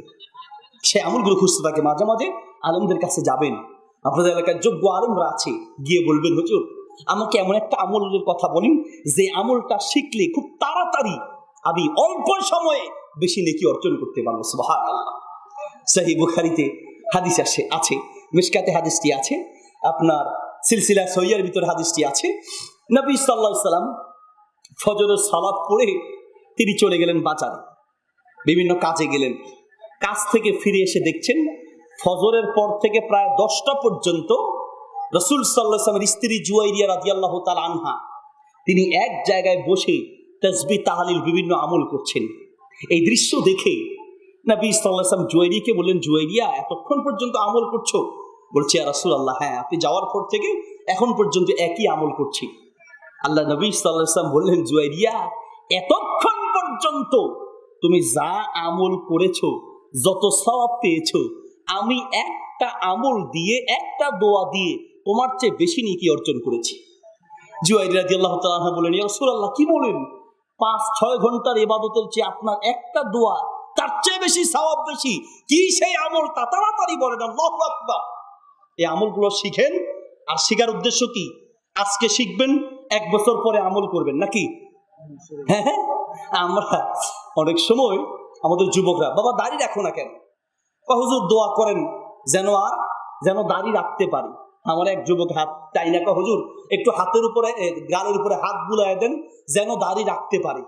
তো বললাম, বাবারে দাড়ি রাখার দরকার নেই। কে বলছে তোমার দাড়ি রাখতে? আমি দোয়াও করবো না, তোমার দাড়ি রাখারও দরকার নাই। দাড়ি কাটা বন্ধ করো, তাইলে চলবে। দাড়ি কি রাখা লাগবে? কাটা বন্ধ করলে তো এমনিই রাখা হয়ে যাবে। তো দাড়ি রাখার জন্য বললে যুবকরা কয়, এখনো তো বয়স হয় নাই, বয়স যা হয়েছে আরেকটু বয়স হোক, আরেকটু বুড়ো হই। আল্লাহু আকবার। কলেজে পড়তো এক ছেলে, তো হঠাৎ করে সে চেঞ্জ হয়ে গেল, দাড়ি রাখছে, সালাত পড়ছে, ওযু করছে। আল্লাহু আকবার। তার এই দৃশ্য দেখে তার গার্লফ্রেন্ড, মানে কলেজ জীবনের গার্লফ্রেন্ড বান্ধবীরা যারা ছিল তারা বড় অবাক হয়ে গেল, এই ছেলে এরকম কেমনে হলো? তো পুকুরের এই পাশ থেকে সে ওযু করছে, ওই পাশে তার এক বান্ধবীর বাসা। বান্ধবী ছাদ থেকে উঠে বন্ধুকে বলছে, কিরে বুড়ো কালের কাম জোয়ান কালে কেন শুরু করছো? বুড়ো কালের কাম বুঝেন নাই? দাড়ি রাখবে, এটা বুড়ো কালের কাম। জোয়া, তারপরে আপনার নামাজ পড়বে, ওযু করবে, এগুলো না বুড়ো কালের কাম। জোয়ান কালে কেন শুরু করছো? যুবক একটা সুন্দর উত্তর দিল, বুড়ো কাল যে পাবো এমন কোনো গ্যারান্টি তো নাই। আল্লাহু আকবার। যুবক, তুমি মনে করছো 10 বছর পরে, 1 বছর পরে, আগামী বছর থেকে ঠিক একদম ঠিক ভালো হয়ে যাব? জাহান্নামীরা জাহান্নামে যাওয়ার পরে আল্লাহর কাছে আবদার করবে, আল্লাহ একটা বার চান্স দাও, সুযোগ দাও, দুনিয়ায় আর একবার ফিরাইয়া দাও। আল্লাহ একদম ঠিক হয়ে যাব, একদম ভালো হয়ে যাব, আর একবার সুযোগ দাও। সেই সুযোগ দিবে? সুযোগ তোমাকে বহু দেয়া হয়েছে। তুমি যে রাতের বেলায় ঘুমাও, রাতের বেলা যে তুমি ঘুমাতে যাও, ঘুম থেকে উঠে আবার যে জাগ্রত হতে পারো, এটাও তোমাকে একটা বিশাল সুযোগ দেয়া হচ্ছে। ঘুম থেকে উঠে কি দোয়া? আলহামদুলিল্লাহ হিল্লাযী আহিয়ানা বাদা মা আমাতানা ওয়া ইলাইহিন নুশুর। ঘুম থেকে উঠে দোয়া পড়তে হয় না? না, ঘুম থেকে উঠে আমাদের যুবকরা আগে মোবাইল খুঁজে, SMS কয়টা আসলো, হ্যাঁ কমেন্ট কয়টা পড়লো, লাইক কেমন পড়ছে, তার সেগুলো খুঁজে দোয়ার কথা মনেই থাকে না। আলহামদুলিল্লাহ হিল্লাযী আহিয়ানা বাদা মা আমাতানা ওয়া ইলাইহিন নুশুর। প্রথমে আলহামদুলিল্লাহ, হে আল্লাহ তোমার প্রশংসা করছি, কারণ তুমি আমাকে মৃত্যু থেকে জীবন দিয়েছো। রাতে যে আপনি ঘুমানোর পরে আবার জাগ্রত হতে পেরেছেন, এটা কার দয়া? আল্লাহর দয়া।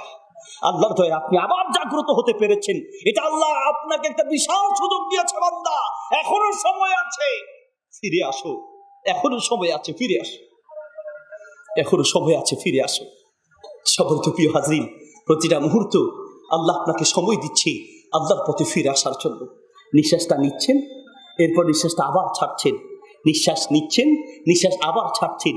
এই যে নিঃশ্বাসটা নিয়ে আবার ছাড়ার সুযোগ পেয়েছেন, এটাও একটা সুযোগ, এটাও একটা সুযোগ। ওই যুবকটা বলছে, আমি যে বুড়ো হলে ভালো হব, আমি তো বুড়ো হব সেই গ্যারান্টি নাই। পৃথিবীর এমন বহু মানুষ কবরে শুয়ে আছে যারা মনে করেছিল আগামী বছর থেকে ভালো হবে, আগামী মাস থেকে ভালো হয়ে যাবে, কিন্তু আগামী দিনটাও সে সুযোগ পায় নাই। কি গ্যারান্টি আছে আপনার? এমন কোন গ্যারান্টি আছে? কে আপনাকে সেই গ্যারান্টি দিয়েছে আগামীকাল আপনি আবার জাগ্রত হতে পারবেন? কি গ্যারান্টি দিয়েছে? গত বছর মাহফিল করে যাচ্ছিলাম টাঙ্গাইল দিয়ে, যাওয়ার পথে, টাঙ্গাইল থেকে মাহফিল করতে যাওয়ার পথে আপনার একটা দোকানের পাশে দিনের বেলা মাহফিল করে যাচ্ছি। তো দিনের বেলা যেতেই রাতে ছিলাম, যাওয়ার পথে দেখলাম অনেকগুলো আপনার দোকান পাঠে অনেক মানুষের ভিড়। তো একজন যুবককে ডাক দিয়ে জিজ্ঞেস করলাম, ভাই কি হলো? বলছে, ভাই আমাদের এক বন্ধু 30 বছরের টকবগে যুবক, ও যে হুজুর একসাথে রাতের 12টা পর্যন্ত গল্প করলাম, গল্প করে সে ঘুমালো, সে দোকানের ভিতরেই ঘুমায়, আর আমরা বাড়িতে চলে গেলাম। 10টা 11টা পর্যন্ত সে দোকান খুলে না, কোনো জায়গা দিয়ে কোনো ফাঁক নাই যে কেউ ভিতরে ঢুকে তাকে মারবে। দেখলাম সকালে এসে শুনতেছি, দরজা খুলে ভেঙে যখন ভিতরে ঢুকলাম দেখতে পেলাম যে তার লাশ পড়ে আছে। রাতের বেলা একসাথে গল্প করেছে, সেও কল্পনা করে নাই বিদায় হবে, কিন্তু তার উপরে আল্লাহু আকবার ওই সময়টায় মৃত্যু লেখা ছিল, ঠিক কি না? এই জন্য সুবহানাল্লাহ, সুবহানাল্লাহ, সুবহানাল্লাহ।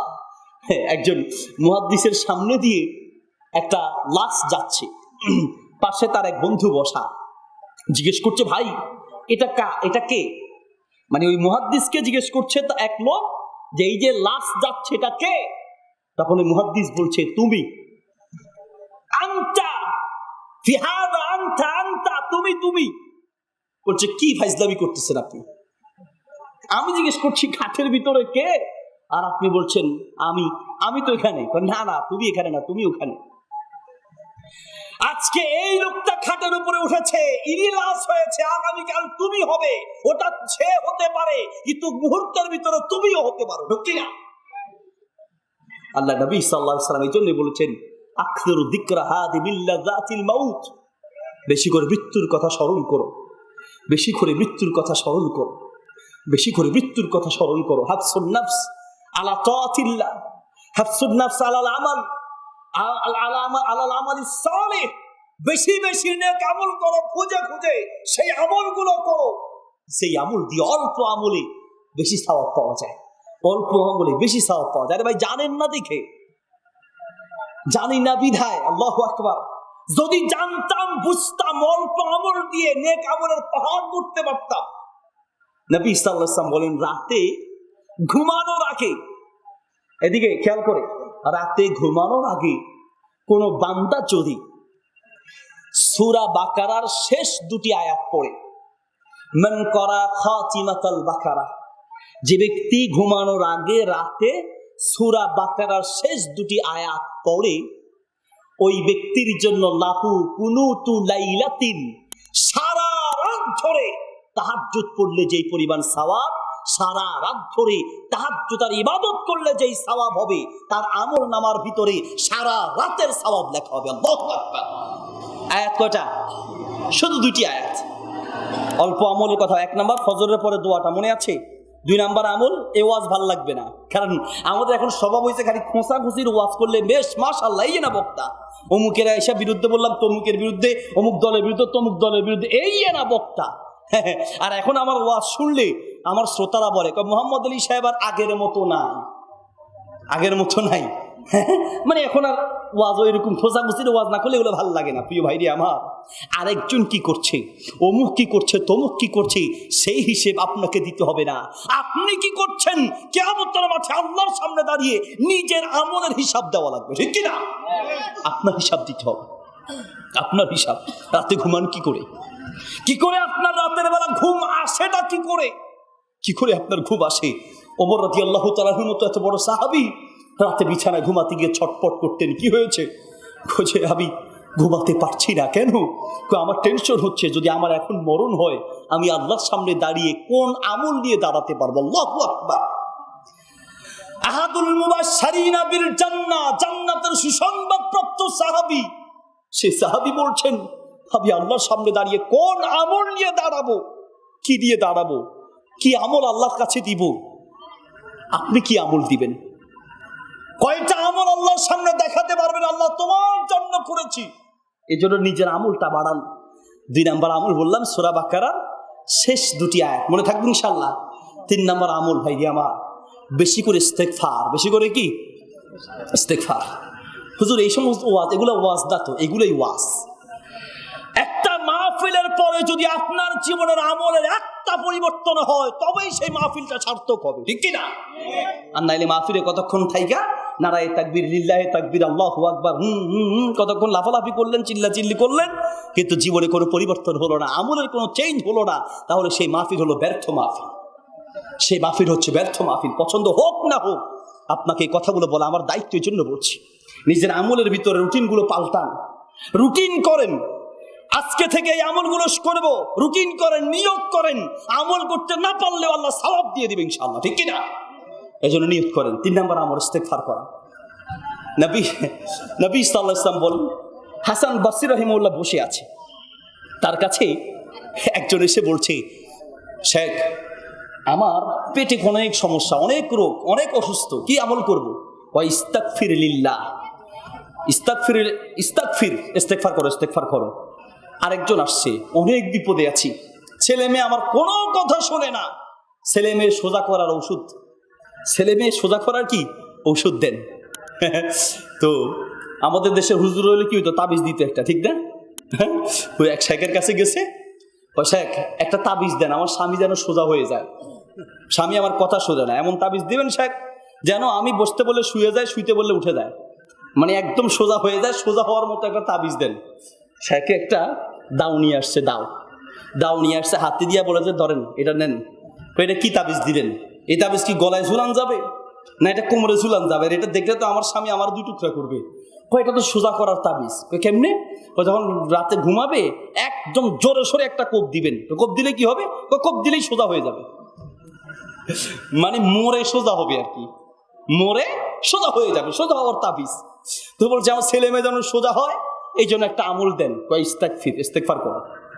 আরেকজন বলছে আমার রিজিকের দরকার, আমি অভাবে আছি, কি আমল করবো?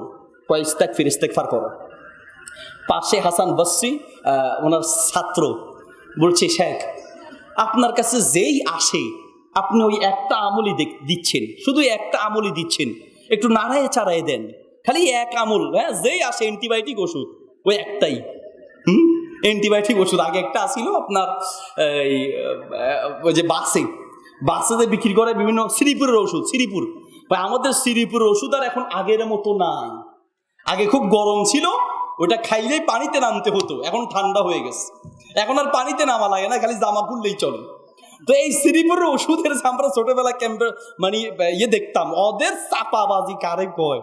আপনার বাসে যারা ওষুধ বিক্রি করে ওদের চাপাবাজির কাছে MBBS ফেল, ঠিক না?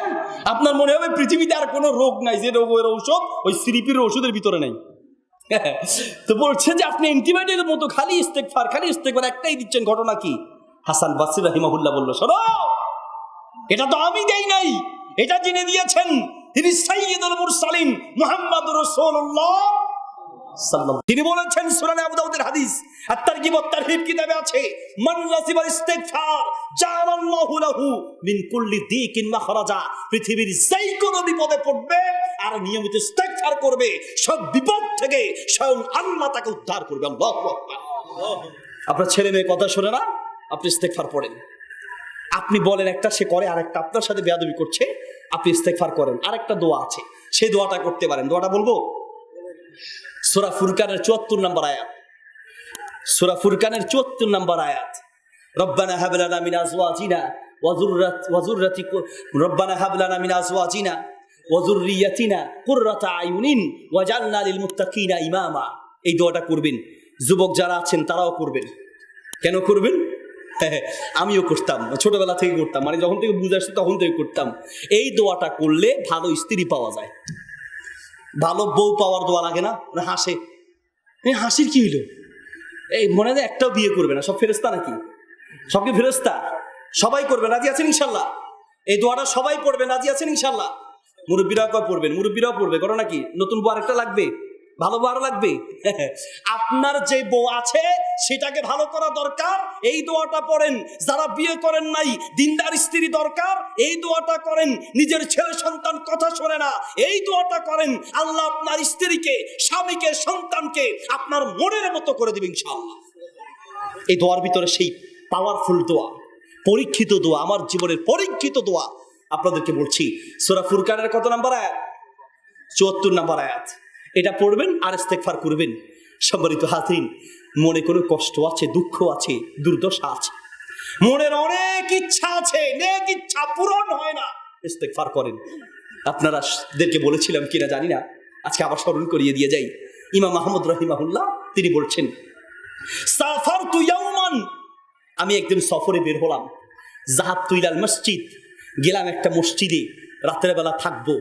মসজিদে গিয়ে কুলতুলি হারিসিহি, মসজিদের দারওয়ানকে বললাম, উরিদু আন আবিতা লাইলা, আজকে রাত আমি এই মসজিদে থাকতে চাই, কোনো ব্যবস্থা কি হবে? মসজিদের দারওয়ান বলল, উখরুজ মিন হাদা, এই মসজিদ থেকে বের হয়ে যান, এখানে রাতে থাকার কোনো অনুমতি নেই। ইমাম আহমদ বলছেন, খারাজতু মিনাল মসজিদ ওয়া যাহাবতু ইলাল খুব্বাস, আমি মসজিদ থেকে বের হয়ে একটা হোটেল দোকানে গেলাম। হোটেল দোকানদারকে গিয়ে বললাম, উরিদু আন আবিতা লাইলা, ভাই আজকে আমি রাতটা থাকতে চাই, থাকার কোথাও কি ব্যবস্থা হবে? কোথাও কি থাকার জায়গা হবে? ওই লোকটা বলছে, দোকানদার, হোটেল দোকানদার বলছে, ভাই রে, এখানে কোথাও থাকার মতো কোনো আবাসিক ব্যবস্থা নাই, তবে ইযহাব মাই ইলা বাইতি, চলেন আপনি আমার সাথে, আপনাকে আবার বাড়িতে নিয়ে যাই, আমার বাড়িতে আপনি থাকবেন, আমার বাড়িতে ব্যবস্থা করে দিব। ইমাম আহমদকে ধরে নিয়ে গেলেন। নিয়ে যাওয়ার পরে ইমাম আহমদকে তিনি শোয়া দিলেন, ছোট্ট রুম, পাশে ইমাম আহমদকে শোয়া। উনি রাতের বেলা খামিরা বানাচ্ছেন, সকালে রুটি বানাবে, রাতে খামিরা বানায়। খামিরা বুঝুন তো, আটা ময়দা দিয়ে খামিরা বানাচ্ছে। ইমাম আহমদ শুয়ে আছেন। ইনি যে ইমাম আহমদ, এত বড় আলেম, ওই লোকটা চিনতে পারে নাই, কারণ বড় আলেমরা বড় শান শওকত নিয়ে চলে না, সাদা সিধা জীবন যাপন করা। ইন্নাল বাদাদাতা মিনাল ঈমান, সাদা সিধে জীবন, সাদা সিধে জীবন হচ্ছে ঈমানের পরিচয়, অহংকার হচ্ছে জাহান্নামীদের পরিচয়, ঠিক কি না? ইনি যে এত বড় আলেম বুঝতে পারেন নাই, শুয়ে আছেন ইমাম আহমদ। লোকটা আপনার খামিরা মারাচ্ছে আর প্রতি মুহূর্তে মুখ দিয়ে বলছে, আস্তাগফিরুল্লাহ, আস্তাগফিরুল্লাহ, আস্তাগফিরুল্লাহ, ইস্তেগফারের আমল করছেন। ইমাম আহমদ শোয়া থেকে উঠে লোকটাকে জিজ্ঞেস করছে, ভাই রে, আনতা তুকসিরুল ইস্তেগফার, আপনাকে দেখছি খুব বেশি বেশি ইস্তেগফারের আমল করছেন, আচ্ছা বলেন তো দেখি এই আমলটা এত বেশি করছেন কারণটা কি? লোকটা বলছে, ভাই রে, আমার জীবনে যত বিপদে পড়েছি দুনিয়ার কারো দুয়ারে যেতে হয় নাই, এই ইস্তেগফারের আমল দিয়ে আল্লাহ আমাকে দুনিয়ার সব বিপদ থেকে উদ্ধার করেছেন, সব বিপদ থেকে উদ্ধার করেছেন। বলো তাই নাকি? সব বিপদ দূর করেছেন? বলছে হ্যাঁ, এবং মনে যখনই কোনো নেক ইচ্ছা জাগ্রত হয়েছে কাউকে বলতে হয় নাই, দুই চোখের পানি ফেলে আল্লাহকে বলেছি আর ইস্তেগফার করেছি, আল্লাহ আমার দুনিয়ার সব আশা পূরণ করেছেন। ইল্লা ওয়াহিদান, একটা মনের আশা এখন পর্যন্ত বাকি আছে, পূরণ হয় নাই। বলছে কি বলেন? সব মনের আশা পূরণ হয়েছে, একটা মনের আশা বাকি আছে। কোন আশাটা বাকি আছে? বলছে ভাই রে, আপনি চিনেন কিনা জানি না, এই যুগের একজন নাম করা আলেম, তার নাম হচ্ছে ইমাম আহমদ। ইমাম আহমদ ইবনে হাম্বল একটা হাদিসের কিতাব লিখেছেন, মুসনাদে আহমদ। সেই হাদিসের কিতাবের ভিতরে 40,000 হাদিস আছে। হাদিসের কিতাবের জগতে সবচেয়ে বড় হাদিসের কিতাব মুসনাদে আহমদ যিনি লিখেছেন তার নাম হচ্ছে ইমাম আহমদ। নাম শুনেছি, দেখার সুযোগ হয় নাই, মনে বড় আশা এই আলেমটাকে যদি একটু খুঁজে পেতাম, দেখতাম, তাকে একটু জড়িয়ে ধরতাম। এই লোকটার সাথে এখন পর্যন্ত দেখা হয় নাই। ইমাম আহমদ চোখের পানি ছেড়ে দিয়ে বলল, ভাই রে, আপনার কোনো মনের আশা আর বাকি নেই। আপনি যে ইমাম আহমদকে দেখতে চাচ্ছেন, সেই ইমাম আহমদের কাছে আপনাকে যেতে হয় নাই, বরং আপনার মনের আশা পূরণ করার জন্য ইমাম আহমদকে টেনে টেনে আল্লাহ আপনার বাড়িতে নিয়ে এসেছেন। আপনি যে ইমাম আহমদকে ডাক খুঁজছেন, সেই ইমাম আহমদ আপনার বাড়িতে উপস্থিত আছে, আমি সেই ইমাম আহমদ। আল্লাহু আকবার, আল্লাহু আকবার।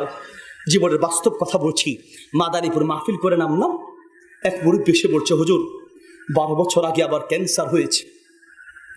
12 বছর হলো ক্যান্সার হয়েছে, 12 বছর আগে। আল্লাহু আকবার, ক্যান্সার হলো। ডাক্তাররা বলল, আপনি আর চিকিৎসা করা লাভ নাই, আপনার জীবনের শেষ মুহূর্ত। আল্লাহর কাছে দোয়া করেন, আল্লাহ যেই কয়দিন বাঁচায়, আল্লাহর কাছে দোয়া করেন। বিভিন্ন ডাক্তার দেখিয়ে এসে ঘরের দরজা বন্ধ করে তাহাজ্জুদের নামাজে সিজদায় গিয়ে আল্লাহকে বলতে লাগলাম, রব্বুল আলামিন, দুনিয়ার সব ডাক্তারের দরজা বন্ধ হয়েছে, তুমি আল্লাহর দরজা এখনো বন্ধ হয় নাই। সব ডাক্তারের দরজা বান্দার জন্য বন্ধ হতে পারে, কিন্তু আল্লাহর দয়ার দরজা বান্দার জন্য কখনো বন্ধ হয় না। আল্লাহু আকবার।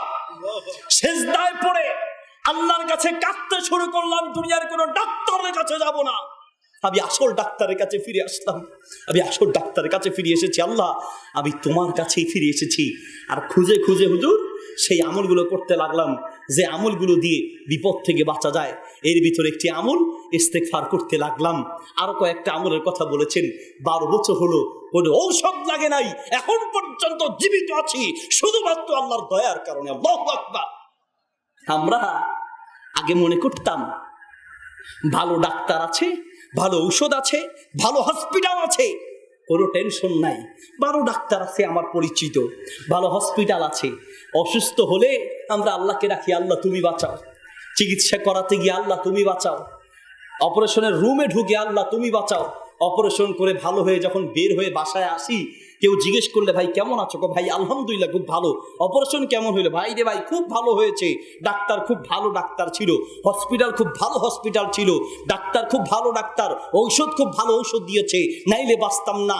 আল্লাহর কসম, তোমার ডাক্তার তোমাকে বাঁচায় নাই, তোমার হসপিটাল তোমাকে বাঁচায় নাই, তোমার ঔষধ তোমাকে বাঁচায় নাই, তোমার আল্লাহ তোমাকে বাঁচিয়েছে। ঠিক কিনা? তোমার আল্লাহ তোমাকে বাঁচিয়েছে। এই জন্য বিপদে আপদে সব সময় ক্ষমা চাইতে হবে, দোয়া করতে হবে একজনের কাছে। তিনি কে? এই কথা বললে আমরা অনেকে বলি যে হুজুর আপনারা দোয়ার কথা বলেন, কই আমরা তো অনেক দোয়া করি কিন্তু দোয়ার ফল তো পাই না। ঠিক না? দোয়ার ফল পাই না, এটা আমাদের অভিযোগ। দোয়ার ফল না পেলেও দোয়া করবেন, কারণ দোয়ার কিছু ফল দুনিয়ায় পাবেন, কিছু ফল আখেরাতে পাবেন, আর কিছু দোয়ার মাধ্যমে আপনি যা চেয়েছেন তা পান নাই, কিন্তু সামনের কোনো বিপদ আল্লাহ দূর করে দিবেন। সুবহানাল্লাহ। এই জন্য দোয়ার ব্যাপারে নিরাশ হওয়া যাবে না। আর দোয়া হুয়াল ইবাদা, দোয়াই হচ্ছে ইবাদত। এখন আমরা যেটা শুরু করেছি, ফরজ সালাতের পরে সম্মিলিত মুনাজাত করাকে আমরা নিষেধ করি, কারণ রাসূল সাল্লাল্লাহু আলাইহি ওয়াসাল্লাম বা সাহাবীদের থেকে ফরজ সালাতের পরে সম্মিলিত মুনাজাতের ব্যাপারে সহিহ কোনো রিওয়ায়াত পাওয়া যায় না। এখন আমরা নিষেধ করি ফরজ সালাতের পরে সম্মিলিতটা, আর আপনারা এখন অনেকে দোয়াই ছেড়ে দিয়েছেন। এখন আর কাউকে হাত তুলে দোয়া করতে দেখা যায় না। বুঝেন নাই? ওই যে মাথার চুল কামাতে গিয়ে চামড়া পর্যন্ত কেটে ফেলেছে, কামাইতে গেছে চুল, শেষ পর্যন্ত কি চামড়া সব উঠিয়ে ফেলেছে। এই জন্য দোয়া লাগবে, কিন্তু সেই দোয়াগুলো আবার যেন বিদাতি না হয়। একটি হাদিসে এসেছে, কিয়ামতের আগে মানুষ দোয়া এবং পবিত্রতা অর্জনের ব্যাপারে বাড়াবাড়ি করবে। দোয়ার ব্যাপারে বাড়াবাড়ি, আর পবিত্রতা অর্জনের ব্যাপারেও। বুঝেন নাই? প্রস্রাব করার পরে 40 কদম, ওরে বাবা, ক্যাট কুঁত শুরু হয়। এগুলো হলো অভদ্রতা, এগুলো শিষ্টাচার বহির্ভূত। কে বলেছে আপনাকে 40 কদম হাঁটতে হবে, ক্যাট কুত করতে হবে? আপনি আপনার প্রস্রাবের স্থলে প্রস্রাব পরিষ্কার হওয়ার জন্য একটু সময় দিয়ে আপনি সেখানে সময় কাটান, অসুবিধা নাই। যদি আপনার রোগ থাকে, যতক্ষণ সময় লাগে সেখানেই বসেন, কিন্তু এটা নিয়ে 40 কদম হাঁটতে হবে এমন কোনো বিধান নেই। দোয়ার ক্ষেত্রে বাড়াবাড়ি, কিন্তু এর মানে এই নয় যে আবার ছাড়াছাড়ি হবে, ছেড়েই দিবেন। প্রিয় ভাইরে আমার, দোয়া করবে। অনেক সময় দোয়া আপনি চেয়েছেন পান নাই, হতে পারে সেই না পাওয়াটাই আপনার জন্য কল্যাণকর। ঠিক কি না? না পাওয়াটাই সূরা বাকারা এসেছে, আসা আন তাকরাহু শাইআন ওয়া হুয়া খায়রুল লাকুম ওয়া আসা আন তুহিব্বু শাইআন ওয়া হুয়া শাররুল লাকুম। বান্দা, তুমি অনেক সময় চাচ্ছ, তাও নাই, মন খারাপ করো। হতে পারে তুমি যেটা চাও মনে করেছো ওটার ভিতরে কল্যাণ, আসলে না, ওটার ভিতরে অকল্যাণ। আবার অনেক সময় তুমি চাও না কিন্তু পেয়ে যাও, মনে করছো এটা ঠিক হয় নাই, কিন্তু ওটার ভিতরে আসলে কল্যাণ আছে। এটা বাস্তবতা। দেখেন, আমার ঢাকা মাহফিল, ফেনী থেকে ফেনীতে টিকিট কাটলাম, গাড়ির টিকিট, যাইতে একটু 10 মিনিট দেরি হয়ে গেল, ফেনী মহিপাল একটু জ্যামে পড়লাম, তো টিকিট কাটা 10 মিনিট দেরি হয়ে যাচ্ছে। ঘড়িটা দেখেই আল্লাহর কাছে দোয়া করতে লাগলাম, আবেগের দোয়া। আল্লাহ, গাড়িটাকে আটকায় রাখো, 10টা মিনিট দেরি হয়ে যাচ্ছে, 10 মিনিট গাড়ির আটকাও, একটা চাক্কা ঠাস করে ফুটায় দাও, তাইলে তো 10 মিনিট যায়। আবেগের ধোয়া। আল্লাহ 10টা মিনিট গাড়িটা আটকাও, কিসের গাড়ি আটকাবে? আল্লাহর আর কাজ নাই, আমার কথা মতো গাড়ি চাক্কা ফুটাবে, এগুলো আবেগের দোয়া। তো কতক্ষণ পরে গেলাম, যাওয়ার পরে দেখলাম যে গাড়িটা চলে গেল, মনটা খুব খারাপ হয়ে গেল। ইস, এত দোয়া করলাম অথচ দোয়াটা কবুল হয় নাই, গাড়িটা চলে গেল। পরের গাড়িতে উঠলাম, টিকিটও নতুন করে কাটতে হলো, আবার গাড়িতে উঠতে হলো, টাকায় টাকা গেল, সময়ে সময় গেল, আগের গাড়িটাও পেলাম না, মনটা খুব খারাপ, দেরিও হয়ে গেল। পিছনের গাড়িতে উঠলাম, কুমিল্লা পর্যন্ত আসলাম, এসে দেখছি আল্লাহু আকবার, আগের যে গাড়িতে টিকিট কেটেছি উঠতে পারি নাই, আমার সেই গাড়িটা অ্যাক্সিডেন্ট করে বহু মানুষের লাশ রাস্তায় পড়ে আছে। আল্লাহু আকবার বলে বললাম, আল্লাহ, আসলে আমার ভালো আমি বুঝি না, আমার ভালোটা যিনি বুঝেন তিনি কে? আমি মনে করেছিলাম ওই গাড়িতে উঠলে ভালো হতো। আল্লাহ বলে, না, তোমাকে তো বাঁচায় রাখবো, তোমাকে দিয়ে দ্বীনের কথা বলাবো, মাহফিলে ওয়াজ করাবো, তোমার বেঁচে থাকা দরকার। এই জন্য আমার সিদ্ধান্ত সঠিক নয়। কার সিদ্ধান্ত সঠিক? আল্লাহর সিদ্ধান্ত সঠিক। আসা আন তাকরাহু শাইআন ওয়া হুয়া খায়রুল লাকুম। ও বান্দা, তুমি মনে করছো এটা ঠিক নয়, আসলে ওটাই ঠিক। হাফসুন নাফস আলা তাআতিল্লাহ, বুঝেন বা না বুঝেন, আল্লাহর সিদ্ধান্তের উপরে খুশি থাকা। হাফসুন নাফস আলা আকদারিল্লাহ ওয়া কদাইল্লাহ, আল্লাহর সিদ্ধান্ত আর ফয়সালার উপরে নিজেকে খুশি রাখা, যে আলহামদুলিল্লাহ, আল্লাহ যা করেছেন এটার ভিতরেই কল্যাণ, আল্লাহ যা করেছেন এটার ভিতরেই উপকার। বুঝেন বা না বুঝেন, সম্মানিত হাজরিন, রাত অনেক গভীর হয়েছে, বেশি দীর্ঘায়িত করব না। আপনাদের যদি কোনো প্রশ্ন থাকে তাহলে প্রশ্ন দিয়ে দিতে পারেন, অল্প সময়ের ভিতরে শেষ করে ফেলছি। প্রশ্ন দেওয়ার মনে হয় দরকার নাই, কারণ রাত অনেক হচ্ছে, বেশি দীর্ঘায়িত করব না। সম্মানিত উপস্থিতি, আমি আমার আলোচনা মূল কথাগুলো আবার গুছিয়ে আপনাদেরকে বলছি। সূরা আসরের প্রথম আয়াত আল্লাহ বলছেন, ওয়াল আসর, সময়ের কসম, সময়ের গুরুত্ব দিয়েছেন। পৃথিবীর প্রতিটি আলেম সময়ের গুরুত্ব দিয়ে আলেম হয়েছেন। যে যত বেশি সময়ের গুরুত্ব দিয়েছেন সে তত বড় আলেম হয়েছেন। পৃথিবীর সবচেয়ে বড় লেখক, এদিকে তাকান, পৃথিবীর সবচেয়ে বড় ইসলামের লেখক, তার নাম কি? সবচেয়ে বড় ইসলামের লেখক হচ্ছে ইন্না আযমা মুআল্লিফিন ফিল ইসলাম হুয়া ইবনু জারির আত-তাবারি। ইমাম তাবারি রাহিমাহুল্লাহ হচ্ছেন ইতিহাসের, ইসলাম ইতিহাসের সবচেয়ে বড় লেখক। উনি ওনার জীবনে 3,50,000 পৃষ্ঠা লিখেছেন। কত পৃষ্ঠা? 3,50,000 পৃষ্ঠা। সেই যুগ কিন্তু কম্পিউটারের যুগ ছিল না, হাত থাকবে এক জায়গায়, চোখ থাকবে আরেক জায়গায়। এখন যে কম্পিউটারে যে পরিমাণ লেখা যায়, কলমে সেই পরিমাণ লেখা যায় না। আর সেই যুগে কালি ঢুকিয়ে ঢুকিয়ে লিখতে হতো। সেই যুগে 3,50,000 পৃষ্ঠা তার জীবনে লিখেছেন। আপনি 3,50,000 পৃষ্ঠা লেখা দূরে থাক, আপনি পড়েও শেষ করতে পারবেন না। কিভাবে সময়কে কাজে লাগিয়েছেন? দৈনিক কমপক্ষে 35 পৃষ্ঠা করে লিখেছেন। মাদ্রাসা আলোচনা ছাত্ররা আছেন তাদের জন্য বলছি, দৈনিক কমপক্ষে 35 পৃষ্ঠা করে তিনি লিখেছেন, যার কারণে আলহামদুলিল্লাহ তার মাধ্যমে আমরা ইসলামের অনেক খেদমত পেয়েছি। সম্মানিত উপস্থিতি, সময়কে কাজে লাগাতে হবে। আপনার নিজের সময়, আপনার সন্তানের সময়। আমাদের অনেক মানুষ ভালো সুরতে শয়তান ধোঁকা দিচ্ছে। ভালো সুরতে শয়তান ধোঁকা বুঝেন? ভালো সুরতে মানে কয় যে সময় নাই, যেহেতু ছবিও দেখে না, নাচ গানও দেখে না, গেমস খেলে। গেমস, হুজুর গেমস খেলছি। গেমস খেলাকে কেউ হারাম বলবে না, কিন্তু গেমস খেলা হারাম না হতে পারে, কিন্তু গেমস কিছু খেলা তো কিছু গেমস আছে হারাম, আর স্বাভাবিক কিছু গেমস আছে ওটা হারাম সরাসরি না হলেও, ডাইরেক্ট হারাম না হলেও এটা ঘুরাইয়া পেঁচাইয়া হারামের দিকেই আপনাকে নিয়ে যাচ্ছে, কারণ আপনার সময়কে নষ্ট করছে। খেলা, ক্রিকেট খেলা হুজুর জায়েজ না হারাম, হালাল না হারাম প্রশ্ন করলে সাধারণত হয়তো অনেক হুজুরে বলবে যেটা জায়েজ আছে, কিন্তু না, ওটা আপনাকে ঘুরাইয়া পেঁচায়া এই খেলা আপনাকে হারামের দিকে নিয়ে যাচ্ছে। কিভাবে নিচ্ছে? হ্যাঁ, খেলাকে জায়েজ করতে হলে শর্ত আছে। নাম্বার 1 শর্ত হচ্ছে, আপনি খেলার মাঠে খেলতে নামবেন, যুবকরা আবার খেপবে, হুজুর আপনারা দিয়ে তো আইনে তো বহুত পেঁচে ফেলাইছি, কারণ যুবকদের উদ্দিকে মাহফিল, আপনারা আনলাম ভালোর জন্য, আপনি আইসা এমন বিষ দিয়ে গেছেন আমাদের খেলাই বন্ধ করে দিচ্ছেন। হ্যাঁ, খেলা জায়েজ হবে, কিছু শর্ত আছে। নাম্বার 1 হচ্ছে, খেলা এমন হতে হবে যেই খেলা যদি খেলাটা এমন হয় আল্লাহ বাতুল্লাতি তুলহিয়ান যিকরিল্লাহ ফাহিয়া হারামুন, যেই খেলা আল্লাহর স্মরণ থেকে মানুষকে দূরে সরায় ওই খেলা নিশ্চিত হারাম খেলা। খেলা যদি শুধু শারীরিক ইয়ের জন্য, আপনার শারীরিক ব্যায়ামের জন্য হয় তাহলে সেই খেলা জায়েজ হবে। কিন্তু খেলা যদি এমন হয় 3টা বাজে খেলতে নেমেছেন, সন্ধ্যা পর্যন্ত খেলা, মাঝখানে আসরের নামাজের টাইম, এখন যদি যিনি আপনার ওই যে কিপার, বল কিপার আছে না, কিপার স্টাম্পের পিছনে থাকে, ওই কিপার যদি বলে যে ভাই আসরের নামাজের টাইম হয়েছে আপনারা খেলেন, আমি নামাজ পড়ে আসি, সালাত পড়ে আসি, তখন বোলার বলবে, আম্পায়ার বলবে, অধিনায়ক বলবে তুমি যে নামাজ পড়তে যাবা তো বলটাকে তোমার আব্বা ধরবে? হ্যাঁ, বল ধরবে ডাকে, খেলতে নামাজ পড়তে যেতে দিবেন। আল্লাহর কসম, যেই খেলা খেলতে নামার পরে সালাত আদায় করা যায় না, আল্লাহর কসম সেই খেলা কিয়ামত পর্যন্ত হারাম, ঠিক কি না?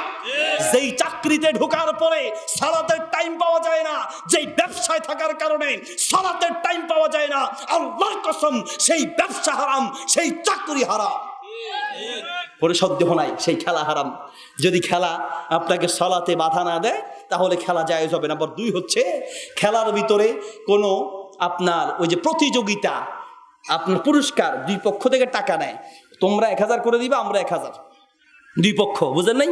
অমুক গ্রুপ তমুক গ্রুপ, ক খ করা দিবে প্রত্যেকে 1000, খ দিবে প্রত্যেকে 1000, 11 11 22, এক পক্ষে 11 জন, ওই পক্ষে 11 জন, 11,000 আর 11,000, কয় হাজার হলো? 22,000।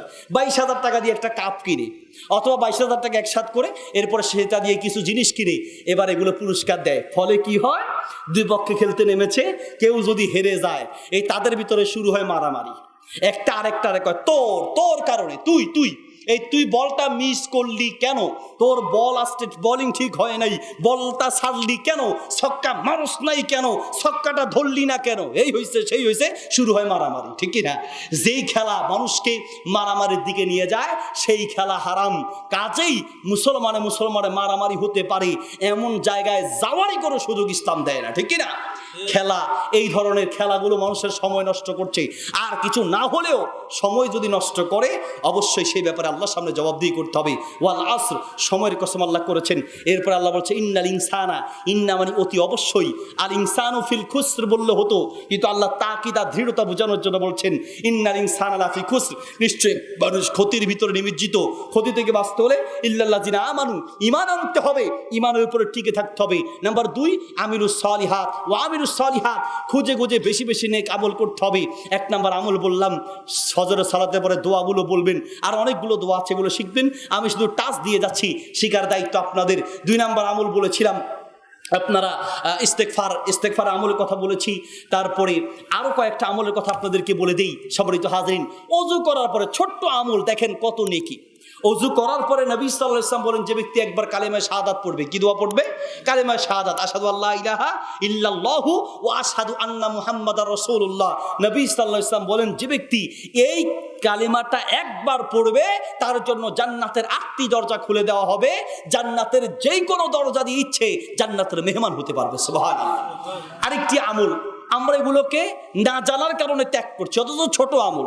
মসজিদে গিয়ে ওযু করা আমাদের অনেকের বদভ্যাস। ওযু করি মসজিদের ওযুখানা মূলত কেন? আপনার জন্য নয়। কার জন্য?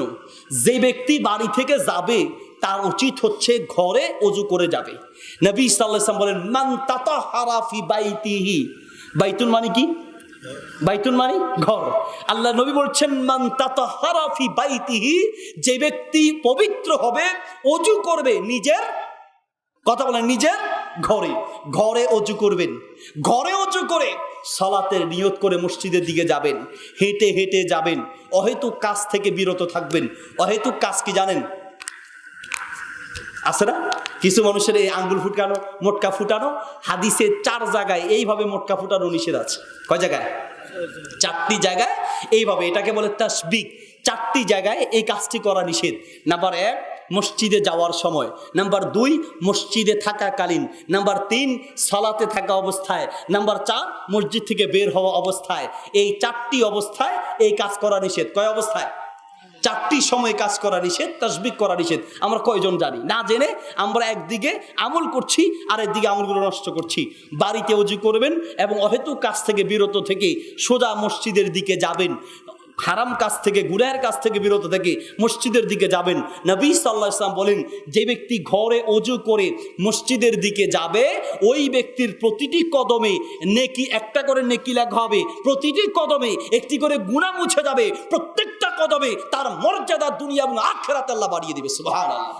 দেখেন আমলটা অনেক ছোট, আমরা অনেকে জানি না। তাহলে আমলটা করুন, রাজি আছি ইনশাআল্লাহ? আল্লাহ তৌফিক দান করুন। সম্মানিত হাজরিন, আরেকটা আমল বলি, কষ্ট হচ্ছে নাকি আপনাদের? ছেড়ে দিচ্ছি। ওযু করার পরে 2 রাকাত নফল নামাজ, একেবারে ছোট্ট আমল, অথচ আমল তার পাওয়ার কত! আল্লাহু আকবার। আমল তার পাওয়ার কত বেশি!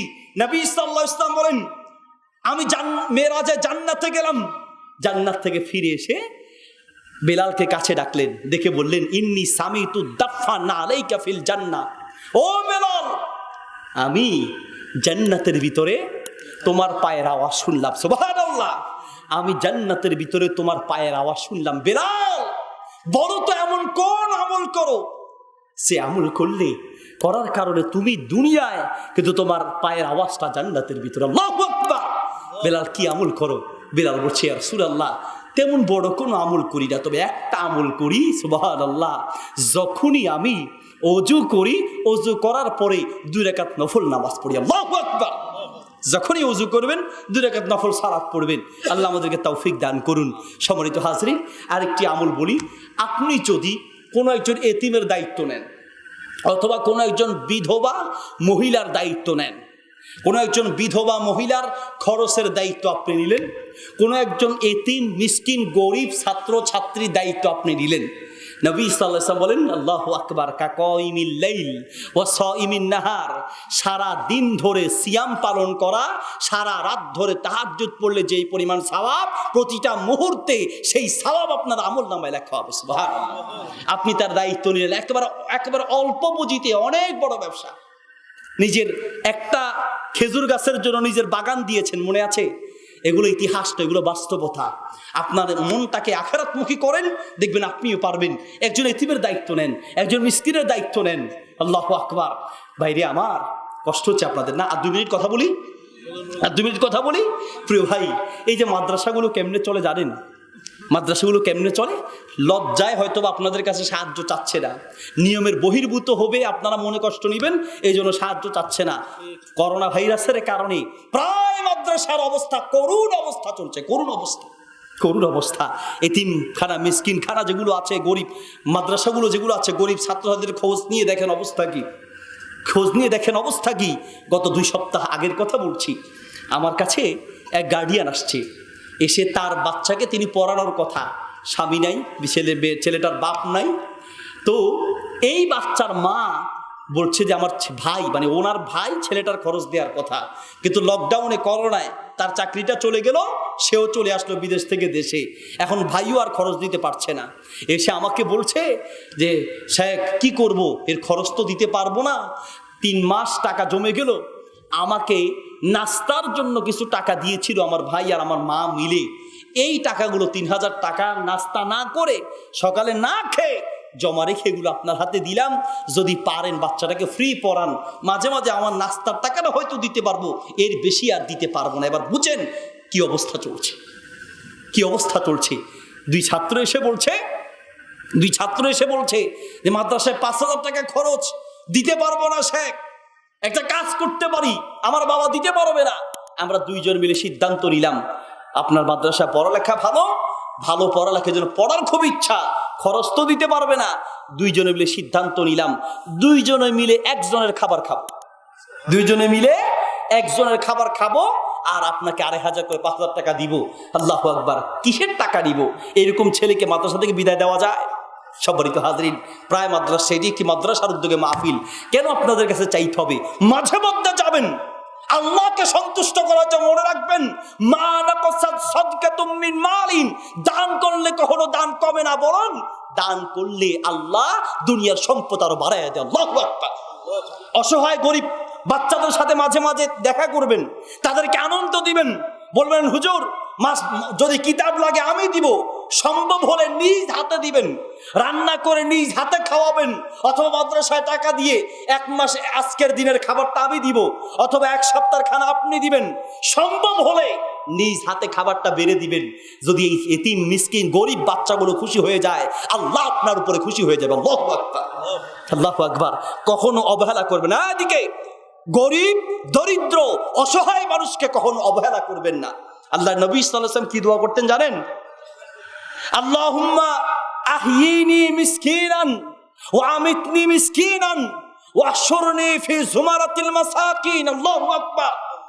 আল্লাহ আমাকে মিসকিন বানিয়ে রাখো, গরিব দরিদ্র আমাকে মিসকিন হিসেবে রাখো।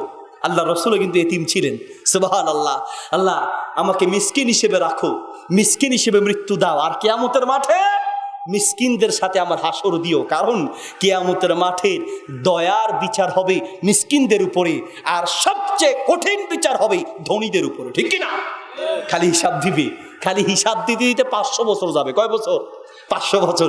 কিছু গরিব দরিদ্র লোকেরা উঠে, কষ্ট হচ্ছে না, শেষ করে দিচ্ছি, আচ্ছা শেষ করে দিই।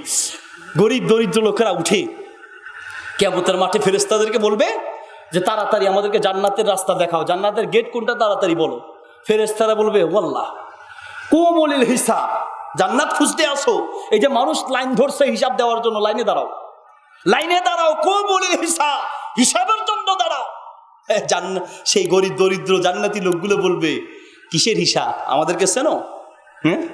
চেনো? নোয়া খুলনার মানুষ হলে মরে চেনো? মুইকেডা চেনো? মরে মুইকেডা? আমি কে? চিনো আমাদেরকে? আমরা কারা? আমরা হলাম আল্লাহর বিশেষ মেহমান। মিয়া হিসাব দেওয়ার জন্য বলতে আসো, কিসের হিসাব দিমু? মাল থাকলে না হিসাব, মাল থাকলে তো হিসাব, মালই নাই, হিসাব কিসের? আমরা আল্লাহর সেই জান্নাতি মেহমান, আমাদের কোনো হিসাব নাই, বিনা হিসাবেই জান্নাত। আল্লাহু আকবার।